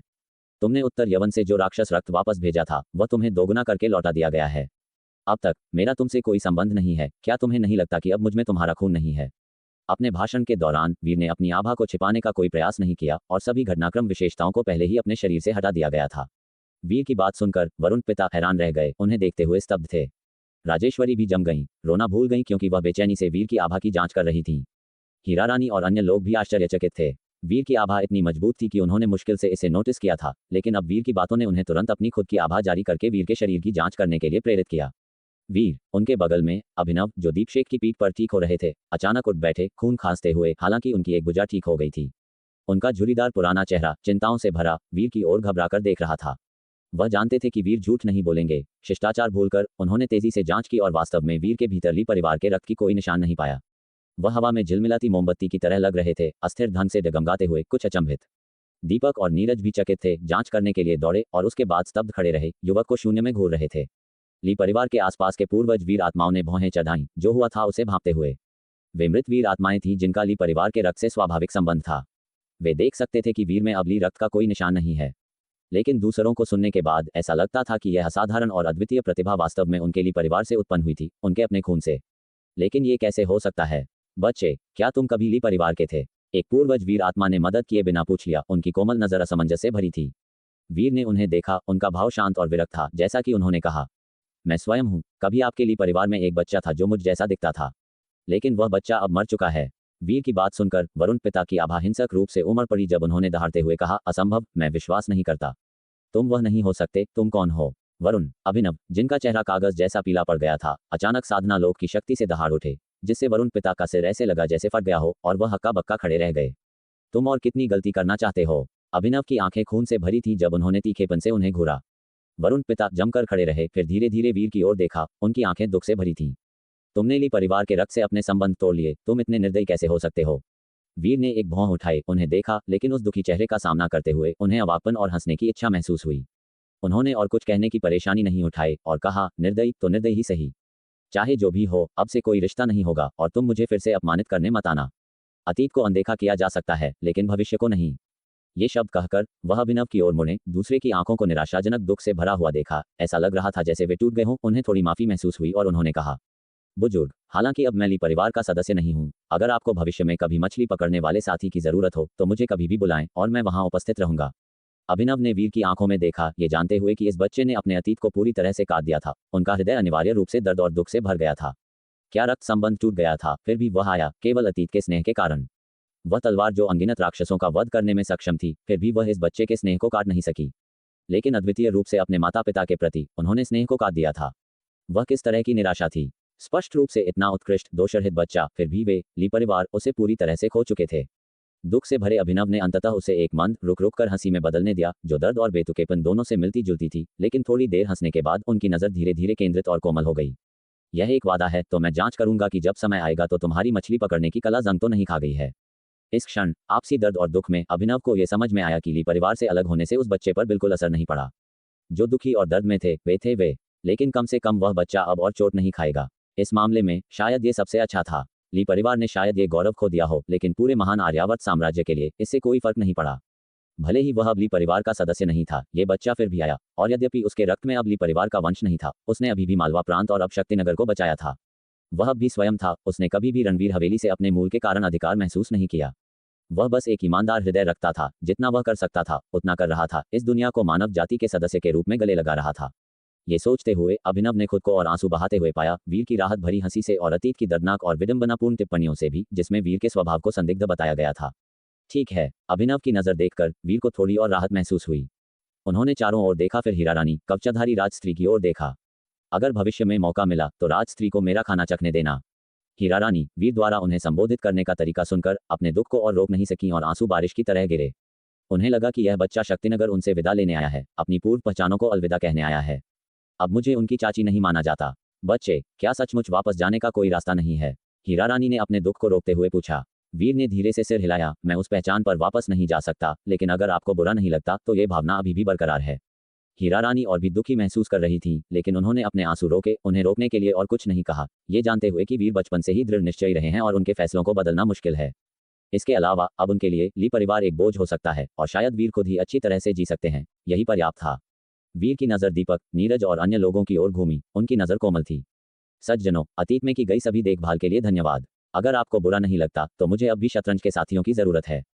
बच्चे, नीरज के होंठ कांप उठे, लेकिन उन्होंने और कुछ नहीं कहा। वह जानते थे कि मामला सुलझ गया है। जैसे एक बार चला गया शतरंज का मोहरा, कोई पछतावा नहीं रहता। दीपक ने अपनी मुट्ठी भींच ली। उस पल उनके मन में उनके बड़े भाई की और उनकी आत्मा बिखरने से पहले दिए गए निर्देशों की याद आई। फिर भी वे उन्हें पूरा नहीं कर पाए थे। उनके दिल में दुख की एक लहर उमड़ पड़ी। हाथ में चाकू को कसकर पकड़ा, हाथों की पीठ पर नसों का उभार आया। उनकी आंखें हत्या के इरादे से झिलमिला गईं जब उन्होंने वरुण, पिता और राजेश्वरी पर नजर डाली, लेकिन अंत में वह खुद को रोकने में कामयाब रहे। केवल दुख ही बचा। वीर ने चारों ओर देखा और फिर कहा, चूंकि मेरा शक्तिनगर आना दुर्लभ है, मैं आज रात शहर के मेघ सदन में एक भोज रखूंगा। हम तब धीरे धीरे इकट्ठा हो सकते हैं। ये कहने के बाद और वरुण पिता के खोए हुए भाव को देखकर वह मुस्कुराए और उनके कंधे पर थपथपाया। गुमसुम मत हो, मेघ सदन वापस जाओ। मालिक को खास व्यंजन पहले से तैयार करने के लिए कहो। वरुण का शरीर ऐसे हिल गया जैसे उसे भौतिक रूप से बहाल किया गया हो। उनकी आंखों में आंसू भर आए। वीर मुस्कुराए और फिर दूर परिधि की ओर देखा, जहां सोनित और कला केसरी अकादमी के अन्य शिष्य उस आसमानी परिधान वाली आकृति के साथ स्थित थे। तुम जा नहीं सकते। वरुण पिता होश में लौटे, अचानक वीर के सामने बाधा डालते हुए। उनका चेहरा गुस्से से भरा था। मैं बस क्या? वीर अपने कदमों पर रुके। उन्हें रोकते हुए वरुण पिता को चुपचाप देखा, बस एक शांत नजर। फिर भी इसने अचानक वरुण पिता में रक्त और उत्साह को बुझा दिया, जैसे उन पर ठंडा पानी डाल दिया गया हो। वह स्थिर खड़े रहे। अचानक महसूस किया कि ये 2 साल पहले नहीं है। शुरुआत में वीर को अक्षम करके और बांध कर वापस लाना उन्हें वापस ला सकता था, लेकिन अब नहीं। वह थोड़ा स्तब्ध हुए, लेकिन जल्दी से होश में आए, अपने दांत पीसते हुए। मैं अब ड्यूक की क्षमता में तुमसे अनुरोध करता हूं, तुम जा नहीं सकते। तुम्हें शक्तिनगर में रुकना होगा। वीर ने उन्हें फीकी नजर से देखा और उत्तर दिया, बात यह है, मुझे याद आता है, अगर मैं गलत नहीं हूं तो मालवा प्रांत को शांत करने के लिए महाराज ने मुझे भी एक ड्यूक घोषित किया था। तुम एक ड्यूक हो और मैं भी एक ड्यूक हूं। तुम दूसरे दर्जे के हो और मैं तीसरे दर्जे का हूं। हालांकि तुमसे एक रैंक नीचे हूं, लेकिन एक ड्यूक के रूप में तुम्हें मुझे आदेश देने का कोई अधिकार नहीं है। इसके अतिरिक्त आप ली परिवार की जागीर का अनुदान मुझे वापस कर दें, वीर ने कहा, और मैं स्वयं महाराज को सूचित कर दूंगा। अब से मेरा ली परिवार से कोई लेना देना नहीं है। यदि कोई और पुरस्कार या राजकीय आदेश आता है तो वह सीधे मेरे क्षेत्र में भेजा जा सकता है। 14 वर्ष की आयु में जब उसने अंबरगढ़ का नियंत्रण संभाला तो उसे अर्ल की उपाधि मिली और उसका जागीर क्षेत्र दिया गया, यद्यपि वह कभी वहां गया नहीं था। लेकिन इससे कोई फर्क नहीं पड़ा, जागीर तो अभी भी मौजूद थी। वीर की बातें सुनकर वरुण और भी जोर से कांपने लगा। पूरे महान आर्यावर्त साम्राज्य में 16 वर्ष से कम आयु का ड्यूक, वह हैरान था, सोच रहा था कि उसने क्या गलत किया है। चीजें यहाँ तक कैसे आ पहुंची, वीर ने कहा और वरुण को पार करते हुए सोनित और अन्य लोगों से मिलने और पुरानी कुशलता पूछने के लिए आगे बढ़ गया। सोनित, जो बगल में खड़ा सब कुछ सुन रहा था, केवल मन ही मन पछतावे से आह भर सकता था। वीर से मिलते समय इन विषयों से बच रहा था। संक्षेप में बातचीत के बाद उन्होंने शाम को फिर से मिलने का निश्चय किया। वीर ने सोनल की ओर देखा, जो आकाश में पतझड़ के जल की तरह खड़ी थी, स्वच्छ, ऊंची और एक अलौकिक शीतलता से भरी हुई। फिर भी उसकी आंखें सबसे कोमल जल जैसी थीं, जो वीर को निहार रही थीं। दोनों ने एक दूसरे को देखा, मानो उसी एक नजर में कई शब्द कहे गए हों। दोनों मुस्कुराए। शक्तिनगर लौटकर वीर और सोनल शहर में एक साथ चल रहे थे, जबकि ली परिवार ने अपने सैनिकों को शहर की दीवारों पर दानवों के शवों को साफ करने का आदेश दिया। उनके पीछे दीपशेख के रूप में एक युवक चुपचाप उनका अनुसरण कर रहा था। श्रीमती छाया पहले ही वीर की कलाई पर लौट चुकी थी। बूढ़े अभिनव की चोटें स्थिर हो जाने के बाद उसे लगातार इलाज की आवश्यकता नहीं थी। वह ली परिवार की दिव्य औषधि से धीरे धीरे ठीक हो सकता था। तो ये बात है। सोनल चलते हुए वीर से बात कर रही थी, स्वाभाविक रूप से उसके कथित मृत्यु की खबर का जिक्र करते हुए उसके साथ पुरानी जगहों पर घूम रही थी। तभी वीर को पता चला कि ली परिवार ने पहले ही उसका अंतिम संस्कार कर दिया था और हर कोई उसे मरा हुआ मान चुका था। वह हल्का सा मुस्कुराया, काफी संतुष्ट महसूस कर रहा था। वह बच्चा वास्तव में मर चुका था, हमेशा के लिए उस महाअतल श्रृंखला में दफन, और अंतिम संस्कार व्यर्थ नहीं गया था। ये जानकर कि वीर दानव संत के मुंह से बाल बाल बचकर निकला था, सोनल समझ गई। भले ही वीर ने विस्तार से नहीं बताया कि उसने अकल्पनीय खतरों का सामना किया था, इसमें कोई आश्चर्य नहीं कि ली परिवार ने उसे मृत मान लिया था। उसने मन ही मन आह भरी, कल्पना भी नहीं कर सकती थी कि इस दौरान वीर किन किन चीजों से गुजरा होगा। आज के तुम मुझसे कहीं ज्यादा शक्तिशाली हो, सोनल ने मुस्कुराते हुए टिप्पणी की। वीर भी मुस्कुराया, अभ्यास, ये तो दानवों को काटने में ही कुछ काम आता है। मेरे अभ्यास की तारीफ करने के बजाय मैं चाहूंगा कि तुम मेरी पेंटिंग्स की तारीफ करो। सोनल की आंखें थोड़ी झपकी और वह हंसे बिना नहीं रह सकी। ये युवक अभी भी उतना ही सनकी और अद्वितीय था। चाचा लिन, वीर अचानक चिल्लाया, सड़क पर एक छोटी सी दुकान की ओर हाथ हिलाया। दुकान का एक छोटा दरवाजा खुला, चोरों की तरह बाहर झांकते हुए, अभी भी अनिश्चित थे कि दानव पूरी तरह से खत्म हो गए हैं या नहीं। वीर की आवाज सुनकर दुकान के अंदर का अधेड़ जोड़ा चौंक गया और संदेह से उसे देखने लगा। मेरे लिए रूईपंथ क्रिस्प के 2 हिस्से बना दीजिए, वीर ने मुस्कुराते हुए कहा। अधेड़ जोड़ा हिचकिचाया, अनिश्चित होकर वीर को देख रहा था, लेकिन ली परिवार की खबर याद करते हुए भी उन्होंने सवाल पूछने की हिम्मत नहीं की। अन्य युवक और युवतियां जो इस क्षेत्र में उनका भोजन खाने आते थे, वे सब उसे इसी तरह संबोधित करते थे। आज हम ठेला नहीं लगा रहे हैं, आदमी ने कहा। यह सुनकर वीर थोड़ा निराश हुआ। तो ठीक है। सोनल की आंखें हल्की सी चमकी, उसने कुछ नहीं कहा, लेकिन उस जोड़े को अचानक कुछ सुनाई दिया। वे तन गए, उनकी आंखें कुछ घबरा गईं, वीर को आशंका से देखते हुए। ओह, ऐसा नहीं है कि हम बना नहीं सकते, कृपया प्रतीक्षा करें, चाचा लिन ने जल्दी से कहा, फिर तेजी से घर के अंदर लौट गया। उसकी पत्नी ने मुस्कुराते हुए वीर से माफी मांगी। ठीक है, ये जल्द ही तैयार हो जाएगा, बहुत जल्द। ये देखकर वीर मुस्कुराते हुए सिर हिलाया, आपका बहुत बहुत धन्यवाद। वह जोड़ा तुरंत अंदर चला गया और व्यस्त हो गया। उन्होंने आज ठेला लगाने की योजना नहीं बनाई थी और पहले से आटा तैयार नहीं किया था, इसलिए सब कुछ ताज़ा बनाना पड़ा। वीर ने अपनी बगल में खड़ी सोनल को देखा और आह भरी, चाचा लिन बहुत दयालु हैं, उन्हें डराओ मत। सोनल मासूम दिखी, क्या? उसे ऐसा देखकर वीर केवल बेबसी से मुस्कुरा सकता था। हालांकि आवाज का संचरण सूक्ष्म था, लेकिन अब उससे कैसे छिप सकता था। जल्द ही रूईपंथ क्रिस्प के कुछ हिस्से तैयार हो गए। वीर ने उन्हें लिया, एक सोनल को दिया, एक दीपशेख को और एक श्रीमती छाया को। कोशिश करो, यह नश्वर लोक की एक स्वादिष्ट चीज है। श्रीमती छाया उत्सुक होकर अपने लाल मूंछों को रोल किया और क्रिस्प को लपेटने वाले तेल लगे कागज में घुसकर खाना शुरू कर दिया। हम, कितना कुरकुरा, कितना सुगंधित, क्या ये वही है जो तुम मानव जाति खाते हो? श्रीमती छाया की आवाज आनंदित होकर निकली, साथ ही उसके चबाने की आवाजें भी आईं। अगर तुम्हें पसंद है तो और खाओ, वीर ने मुस्कुराते हुए कहा। फिर चाचा लिन से पूछा, क्या हमें कुछ और हिस्से मिल सकते हैं? अधेड़ जोड़े ने उत्सुकता से सिर हिलाया और उन्हें बनाना जारी रखा। जब उनके पास 4 या 5 हिस्सों का एक बैग हो गया तो वीर ने सोनल के साथ ऐतिहासिक जिले की पुरानी सड़कों पर अपनी इत्मीनान की सैर जारी रखी। खाते हुए वे आगे बढ़े। स्वाद सच में बहुत अच्छा है। ये सही है, असल में यह इसलिए था क्योंकि दिया उन्हें खरीद नहीं पाती थी कि चाचा लिन का ठेला कला केसरी अकादमी के पैर में चला गया था। इसीलिए मैं वहां गया और कुछ पढ़ाई भी की। तुम सच में कमाल हो। सोनल अवाक थी, कौन सोच सकता था कि कला केसरी अकादमी एक साधारण छोटे विक्रेता के आकर्षण के कारण ऐसे असाधारण छात्र को स्वीकार करेगी। जब वे मेघ महल पहुंचे तो वीर ने मालिक के साथ आत्मविश्वास से शीर्ष तल का निजी कमरा आरक्षित कर लिया। उसके बाद उसने मेघ महल को अपनी ओर से विभिन्न स्थानों पर निमंत्रण भेजने का निर्देश दिया। जैसे जैसे रात हुई, शहर के बाहर दानवों के शवों का ढेर पहाड़ जैसा लग रहा था, लेकिन सैनिकों ने उन्हें साफ कर दिया और शहर के अंदर घोषणाएं लगाई गईं। ली परिवार के योद्धाओं ने मार्गों के साथ सूचना दी कि बाहर के दानवों का पूरी तरह से सफाया हो गया है और शक्तिनगर फिर से सुरक्षित है। दोपहर से लेकर शाम तक अधिसूचना जारी रही थी और रात में शहर फिर से अनगिनत रोशनी से जगमगा उठा। सड़कों पर कुछ साहसी व्यक्तियों ने घूमने के लिए पहल की, जिससे अधिक लोगों को अपने घरों से बाहर निकलने के लिए आकर्षित किया गया और धीरे धीरे सड़कें फिर से गुलजार हो गईं। विभिन्न मधुशालाओं और चाय खानों में व्यापार जल्दी से फिर से शुरू हो गया और जिनके पास थोड़ा पैसा था वे इन जीवंत स्थानों पर इकट्ठा होकर गपशप करने लगे। जिनके पास पैसा नहीं था उन्होंने गलियों और आंगनों में ठंडी जगहें ढूंढी, समूहों में इकट्ठा होकर उस दिन सुनी गई घटनाओं पर चर्चा की, कभी कभी अपने ताड़ के पत्तों के पंखों से मच्छरों के काटने पर थप्पड़ मारते। और जिस विषय पर हर कोई बात कर रहा था वह शहर को हिला देने वाली पुकार थी, इस दानव खतरे का पैमाना और उन दानव राजों को मारते समय सुने गए नाम। क्या तुमने सुना? दानव सीधे हाउटियन को बुला रहे थे। क्या तुम जानते हो हाउटियन कौन है? हाँ, वह मालवा प्रांत का वह है, वह अकेला तारा जिसने पूरे मालवा प्रांत में दानव अराजकता को शांत किया। वास्तव में महान आर्यावर्त साम्राज्य का आशीर्वाद एक स्वर्गिक सेनापति अवतरित हुआ है, कहीं से भी पैदा हुआ। ये सिर्फ एक अफसोस है कि हमने उसका असली चेहरा नहीं देखा है। वह अब 16 का होगा, है ना? एक ड्यूक के रूप में प्रतिष्ठित सेनापति प्रमुख का पद प्रस्तावित। तस्क 1000 वर्षों में एक बार ऐसी प्रसिद्धि, मुझे संदेह है कि कोई इसे फिर से पार कर सकता है। क्या वह हाउटियन सेनापति ली परिवार का है? हाउटियन सेनापति है। ली परिवार का आदमी, क्या वह पहले ही मर नहीं गया? ये सही है, कुछ समय पहले ली परिवार में एक अंतिम संस्कार हुआ था, हालांकि यह कम कुंजी वाला था। मैंने अपनी आंखों से देखा, ली हवेली पर सफेद मातम के झंडे लटके हुए थे। क्या ऐसा है? तो लगता है मुझे गलत याद रहा। ली परिवार के उस प्रतिभाशाली के लिए क्या अफसोस है। वास्तव में पुरुषों के बीच एक ड्रैगन। क्या वे एक ही व्यक्ति नहीं है? क्या रणवीर हवेली गलती कर सकती है? तुम मजाक कर रहे हो, क्या रणवीर हवेली गलती कर सकती है? लेकिन मैंने उस हाउटियन सेनापति की पृष्ठभूमि के बारे में कभी नहीं सुना।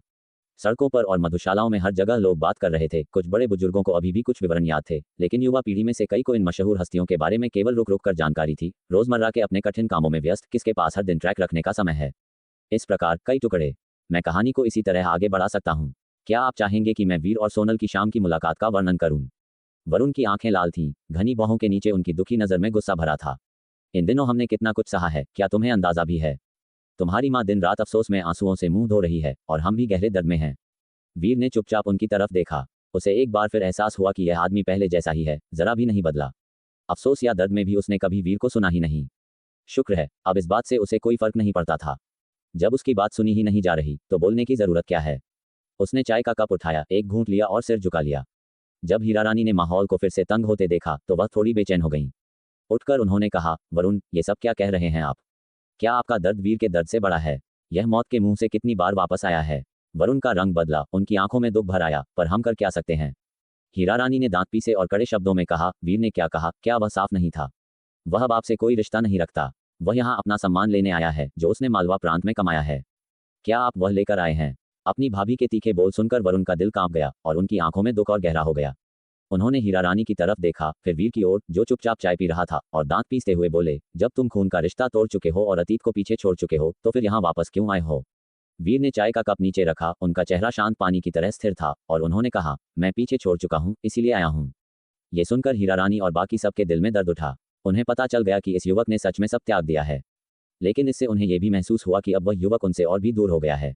वरुण का चेहरा बिगड़ गया और उन्होंने कहा, क्या तुम चाहते हो कि मैं तुमसे भीख मांगूं? मैं अभी यहीं सबके सामने भीख मांगता हूँ। क्या तुम वापस आ जाओगे? हीरा रानी का भाव बदला और उन्होंने गुस्से से कहा, किसी की मदद मांगने का ये कैसा तरीका है? वीर ने धीरे से सिर हिलाया, हीरा रानी को शांत रहने का इशारा किया और वरुण की ओर मुड़कर देखा और ईमानदारी से कहा, अब और जिद मत करिए। क्या आप नियमों का पालन करने वाले व्यक्ति नहीं हैं? रणवीर परिवार से अब मेरा कोई लेना देना नहीं है। मेरा आधिकारिक मुहर और शाही फरमान अपने पास क्यों रखा हुआ है आपने? वरुण का चेहरा उतर गया, उनकी भावनाएं बहुत उलझी हुई थीं। उनके दिल में यह बात थी कि वह चीज वीर को सौंपने का मतलब एक पक्का अलगाव होगा। राजेश्वरी आंसू बहाती हुई आगे बढ़ी, वह भी विनती करना चाहती थी, लेकिन जब वीर ने उनके आंसू देखे तो उनकी भौहें तन गईं और वह खड़े हो गए। बस बहुत हुआ, अगर आप नहीं देंगे तो मुझे नहीं चाहिए। इतना कहकर उन्होंने हीरा रानी और बाकी सबको देखा, एक नजर चारों ओर घुमाई, फिर सम्मान में सिर झुकाया। वीर, आप सभी बड़ों से विदा लेता हूँ। अतीत में मेरी देखभाल के लिए धन्यवाद। अगर किस्मत ने चाहा तो फिर मिलेंगे। इतना कहकर उन्होंने हीरा रानी के सामने झुककर प्रणाम किया और वरुण व उनकी पत्नी के पास से गुजरते हुए बाहर की ओर चल दिए। तुम्हें यहीं रुकना होगा, वरुण ने जल्दबाजी में कहा। वीर, राजेश्वरी दुख में उनके पीछे लिपकी, लेकिन एक शक्ति ने उन्हें रोक लिया। वह वीर का साधना क्षेत्र था। वीर तब तक नहीं रुके जब तक उन्हें दरवाजे पर एक झुका हुआ शरीर नहीं दिखा, तभी उनके कदम थम गए। उनके चेहरे पर ठंडक का अंतिम निशान तुरंत पिघल गया और उन्होंने धीमी आवाज में कहा, सेवक रामू, आप कल रात क्यों नहीं आए? मैं आपको बधाई देने का इंतजार कर रहा था। ये सुनकर दरवाजे पर खड़े सेवक रामू ने अपने आंसू पोंछे और एक मजबूर मुस्कान के साथ बोले, छोटे मालिक, ये बुजुर्ग सेवक व्यस्त था और दावत चूक गया, मैं क्षमा चाहता हूँ। वीर ने वजह भांप ली और बुरा नहीं माना, बस मुस्कुराते हुए कहा, मैं अब पर्वत और नदी अखाड़े का छोटा मालिक नहीं हूँ। अब से आप मुझे सिर्फ बेटा कह सकते हैं। सेवक रामू ने धीरे से सिर हिलाया, कहा, आप हमेशा मेरे छोटे मालिक रहेंगे। वीर के होंठ थोड़े हिले और उनकी आंखों में सच्ची भावना देखकर उन्होंने उन्हें और नहीं टोका। उन्होंने हाथ उठाया और ब्रह्मांड अंतरिक्ष से एक दानवराज का हृदय निकाला। ये दानव हृदय दवा के रूप में काम करता है, यह उम्र बढ़ाता है और शरीर को शुद्ध करता है, इसे तुम्हें लेना चाहिए। मालिक, मुझे सच में नहीं चाहिए, मुझ जैसे बुजुर्ग सेवक को ऐसे खजाने की जरूरत नहीं। सेवक रामू ने जल्दबाजी में मना कर दिया। फिर भी वीर ने उसे सीधे दे दिया, कहा, यह कोई कीमती चीज नहीं है, मुझे सब्जियां तलने में यह बहुत अजीब लगता है। मेरे पास बहुत है, अगर खत्म हो जाए तो मैं जाकर कुछ और मार लाऊंगा। सेवक रामू का गला तुरंत भर आया। ये बच्चा नहीं बदला था, जो हर किसी के लिए बहुमूल्य वस्तुओं को साधारण घास फूस समझता था, जबकि साधारण बातों को भी गहरी भावना से सींचता था। रामू, वीर ने रामू के कंधे पर हाथ रखा और उन्हें मालवा प्रांत में सेवक काका की मौत याद आई तो उन्होंने मन ही मनाह भरी और कुछ नहीं कहा। जैसे ही वह बाहर निकले, उन्होंने सामने की मुंडेर पर दीपक को देखा। उन्होंने उन्हें सिर झुकाकर हल्का सा मुस्कुराया। दीपक ने भी बस हल्के से सिर हिलाया। जैसे ही वीर सीढ़ियों के पास पहुंचे, वरुण, अन्य परिजन और बाकी सब तेजी से उनसे मिलने आ रहे थे, लेकिन इससे पहले कि वे कुछ कह पाते, अचानक दूर से सोने की रोशनी की धारियां तेजी से आईं। सोने की रोशनी रणवीर परिवार के कई पितृ पुरुषों की आत्माएं थीं, जो पितृ भवन की दिशा से आ रही थीं। सबसे आगे की सोने की रोशनी लंबी और प्रभावशाली थी, उसकी दिव्य आत्मा भी अन्य वीर आत्माओं से कई गुना बड़ी थी। वह रणवीर परिवार के आदि पुरुष तेजपाल थे। इतने सारे पितृ पुरुषों को आते देख अखाड़े में खड़े लोग हक्के बक्के रह गए, तुरंत घुटनों के बल बैठकर पूजा करने लगे। हॉल के अंदर से हीरा रानी और राजेश्वरी समेत सभी लोग बाहर आए और उन्हें देखकर नतमस्तक हुए। एक पल में पूरे दृश्य में केवल एक आकृति खड़ी थी, वह वीर थे। रणवीर परिवार के इन दर्जनों वीर आत्माओं को देखकर वीर थोड़े हैरान थे। बेटा, आदिपुरुष तेजपाल ने वीर की ओर देखा, उनकी आंखें कोमल थीं और उन्होंने धीरे से कहा, मैंने तुम्हारी सारी स्थिति के बारे में सुन लिया है। ये तुम्हारे माता पिता हैं जिन्होंने तुम्हें निराश किया। हालांकि हमने उन्हें डांटा है, लेकिन हम उनके बदले में तुम्हारी क्षतिपूर्ति नहीं कर सकते। पर क्या तुम रणवीर परिवार के अन्य सदस्यों की खातिर रणवीर परिवार में रहने पर विचार करोगे? वीर का भाव शांत था और उन्होंने कहा, रणवीर परिवार के जिन बड़ों ने मेरे साथ दयालुता का व्यवहार किया, मैं उन्हें भूला नहीं हूँ। हजारों मीलों के पहाड़ों और नदियों के पार हम कहीं भी मिल सकते हैं और इकट्ठा हो सकते हैं, और यह जरूरी नहीं है कि हम रणवीर परिवार के भीतर ही बंधे रहें। मुझे उम्मीद है कि हर कोई इसे समझेगा। ये शब्द सुनकर आदिपुरुष तेजपाल और अन्य वीर आत्माओं के चेहरे बदल गए। कुछ दुखी दिखे, कुछ ने मन ही मन आह भरी, ये जानते हुए कि इस बच्चे को वापस आने के लिए मनाना आसान नहीं होगा जिसने खून का रिश्ता तोड़ दिया है। तुम्हारे पिता से गलती हुई है। विदेश में अपनी वीरता के बावजूद उन्होंने अहंकार और निरंकुशता से काम लिया है, जिससे बड़ी गलतियां हुई हैं। आज से मैं उन्हें कुलभूषण के पद से हटाता हूँ, आदिपुरुष तेजपाल ने धीरे से कहा। ये शब्द सुनकर अखाड़ा शांत हो गया। किसी ने उम्मीद नहीं की थी कि वरुण का कुलभूषण पद एक पितृ पुरुष द्वारा स्वयं छीन लिया जाएगा। हॉल के अंदर राजेश्वरी ने हैरानी से अपने पति की ओर देखा। हालांकि वरुण के चेहरे पर उदासी थी, हैरानी का कोई संकेत नहीं, जैसे उन्हें पहले से ही सब पता था। हॉल के प्रवेश द्वार पर वीर का भाव अब भी शांत, अपरिवर्तित था। जैसा कि उन्होंने कहा था, उन्होंने सब त्याग दिया था, इसीलिए वह आए थे। इसलिए रणवीर परिवार जो भी फैसला करता, उसका उन्हें कोई फर्क नहीं पड़ता था। भले ही तुम रणवीर परिवार के रक्त के नहीं हो, अगर तुम चाहो तो मैं एक अपवाद कर सकता हूं और तुम्हें हमारे रणवीर परिवार का कुलभूषण घोषित कर सकता हूं। हम तुम्हारी साधना में मदद करने और प्रगति करने के लिए तुम्हें अपने सभी संसाधन प्रदान करेंगे, ताकि तुम उस साधना हृदय लोक के लिए प्रयास कर सको। आदिपुरुष तेजपाल ने गंभीर भाव से वीर की ओर देखते हुए कहा। वीर ने धीरे से सिर झुकाया और कहा, पितृपुरुष, मैंने आपकी उदारता को दिल में जगह दी है। मेरे लिए अपवाद करना सही नहीं है। हमारे पूर्वजों द्वारा सदियों से संचित गौरव मेरी वजह से खतरे में नहीं पड़ना चाहिए। हमारा पारिवारिक रीति रिवाज और कुल नियम किसी कारण से मौजूद हैं, अन्यथा एक शानदार पल हमेशा के लिए विनाश का कारण बन सकता है। मैं अब रणवीर परिवार का रक्त नहीं रखता और कुलभूषण के रूप में भी मैं शायद ही सम्मान पा सकूं। मेरा मन बना चुका है और मैं रणवीर हवेली का बोझ नहीं उठा सकता। इतना कहकर उन्होंने आभार व्यक्त करते हुए गहरा प्रणाम किया। हीरा रानी और अन्य लोग वीर के शब्दों को सुनकर पीले पड़ गए। उनकी आंखों में उम्मीद की रोशनी कम हो गई। घुटनों के बल बैठे वरुण भी हैरान थे, उनका चेहरा सिहर उठा। मेरे बच्चे, रणवीर परिवार का तुम पर कर्ज है। हम बुजुर्ग यहाँ क्षतिपूर्ति करने आए हैं।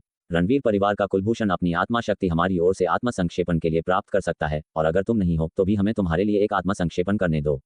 वीर ने मन ही मन आह भरी और सामने खड़े रणवीर परिवार के वयोवृद्ध से बोले, पितृपुरुष, आपकी उदारता मेरे लिए बहुत बड़ी है। आत्म संक्षेपण आपके लिए बहुत महंगा है। आपको ऐसा करने की जरूरत नहीं है। रणवीर परिवार का मुझ पर कोई कर्ज नहीं है, हम अब बराबर हैं। मेरे बच्चे, आदिपुरुष तेजपाल ने आह भरी। वीर ने जल्दी से बीच में टोकते हुए मुस्कुराकर कहा, हमारा भले ही खून का रिश्ता न हो, लेकिन अगर आप दोस्त बनना चाहते हैं तो मैं स्वागत करता हूँ। दूर से आए मित्र, क्या ये खुशी की बात नहीं है? मुझे आपकी मंशा की कद्र है, कृपया मुझे रोकिए मत। ये कहने के बाद उन्होंने थोड़ा झुककर इशारा किया, फिर अखाड़े में खड़े वरुण की ओर देखा, हल्का सा मुस्कुराते हुए कहा, अगर कभी समय मिले तो तुम मुझसे मिलने आ सकते हो। हाँ। वरुण की आंखें दुख से भरी थीं, उन्होंने जोर से सिर हिलाया। आदिपुरुष तेजपाल ने वीर के शब्द सुनकर आह भरी, ये जानते हुए कि उनका संकल्प दृढ़ है और वे उन्हें और नहीं रोक सकते। आदिपुरुष तेजपाल ने विपुल से कहा, रणवीर परिवार के कुलभूषण का पद अस्थायी रूप से तुम्हारी देखभाल में रहेगा। इतना कहकर उन्होंने वीर को हल्के से सिर हिलाया और तेजी से उड़ गए। अन्य पितृपुरुष, सभी उदास या दुखी, ने धन्यवाद में वीर को सिर हिलाया और फिर एक एक करके पितृ भवन की ओर वापस उड़ गए। वीर ने अखाड़े के निकास की ओर चलना शुरू किया। वरुण और अन्य लोग उनके पीछे पीछे आए। हाँ, वह कुलीन महिला कहाँ है जिसने मुझे जहर दिया था? जैसे ही वीर जलकुंज अखाड़े में पहुंचे, उन्होंने अचानक पूछा। ये सुनकर सब हक्के बक्के रह गए। विपुल ने अपनी पत्नी हीरा रानी के हल्के धक्के से होश में आकर तुरंत कहा, वह दूसरे अखाड़े में है। क्या तुम उससे मिलना चाहते हो? मैं तुम्हें वहां ले चलता हूँ। तुम उसे किसी भी तरह से दंडित करना चाहो, तुम्हारी वर्तमान पहचान के साथ। ये बिल्कुल उचित है। वीर ने हल्का सा सिर हिलाया, यह आपको परेशान करेगा। ये सुनकर अन्य लोग भी पीछे पीछे चलने लगे। विपुल ने वीर के लिए दरवाजा खोला, वह अंदर है। जब से जांच साफ हुई है, तुम्हारे पिता ने उसे नजरबंद कर दिया है।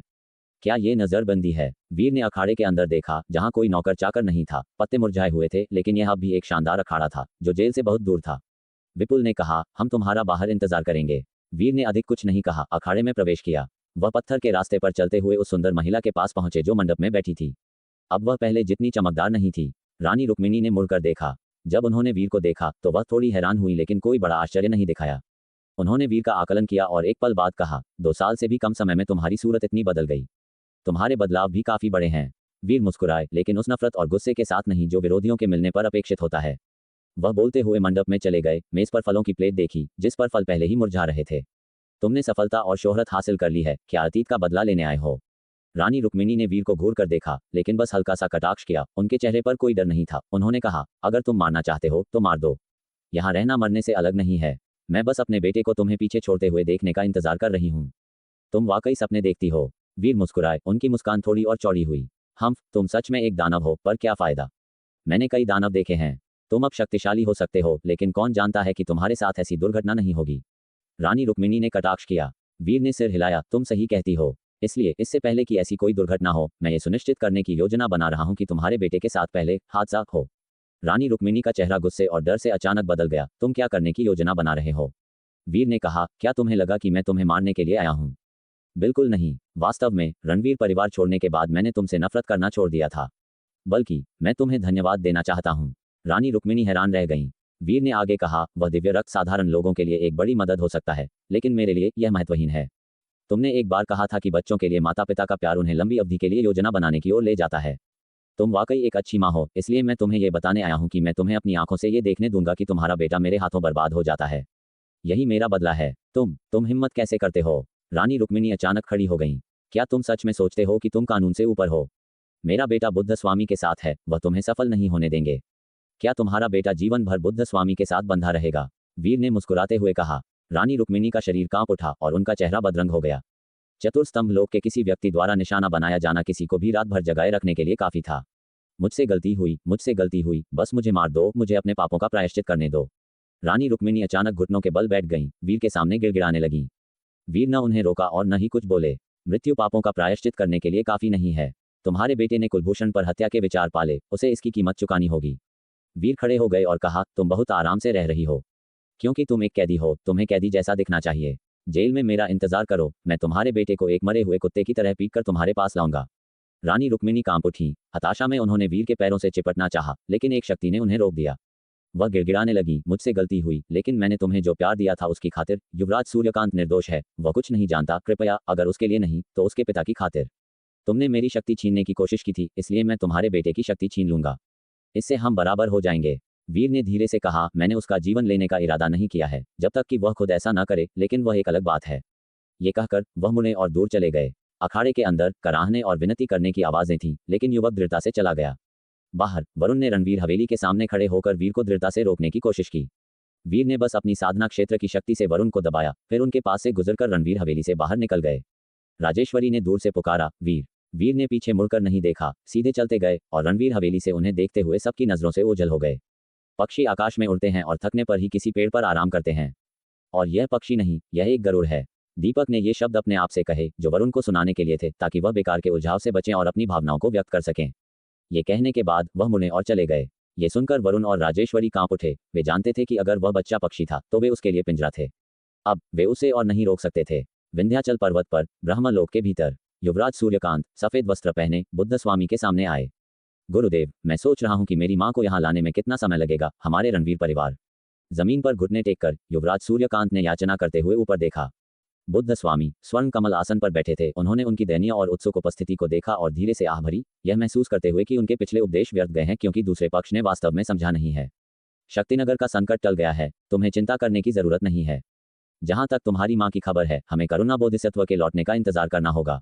बुद्ध स्वामी ने धीरे से कहा। युवराज सूर्यकांत हैरान रह गए, आंखें फैलाकर बोले, शक्तिनगर शांत हो गया है। बुद्ध स्वामी ने कहा, तुम शांत रह सकते हो। धन्यवाद गुरुदेव। युवराज सूर्यकांत ने उत्साह से प्रणाम किया। बुद्ध स्वामी ने युवराज सूर्यकांत को सेवानिवृत्त होने और साधना करने के लिए कहा। फिर उन्होंने लिन वरिष्ठ की ओर मुड़कर पूछा, क्या उस छोटे चोर ने स्वीकार कर लिया कि उसने चुराया हुआ संत अवशेष कहाँ है? ठीक। तो दोस्तों, ये था आज का सफ़र जेएस नोवेल वर्ल्ड के साथ, जहाँ हर कहानी में होता है ट्विस्ट और थोड़ी सी मस्ती। अगर आपको मज़ा आया हो तो लाइक, शेयर और सब्सक्राइब करना ना भूलें। मिलते हैं अगले एपिसोड में। तब तक बने रहिए जेएस नोवेल वर्ल्ड के अद्भुत दुनिया के साथ।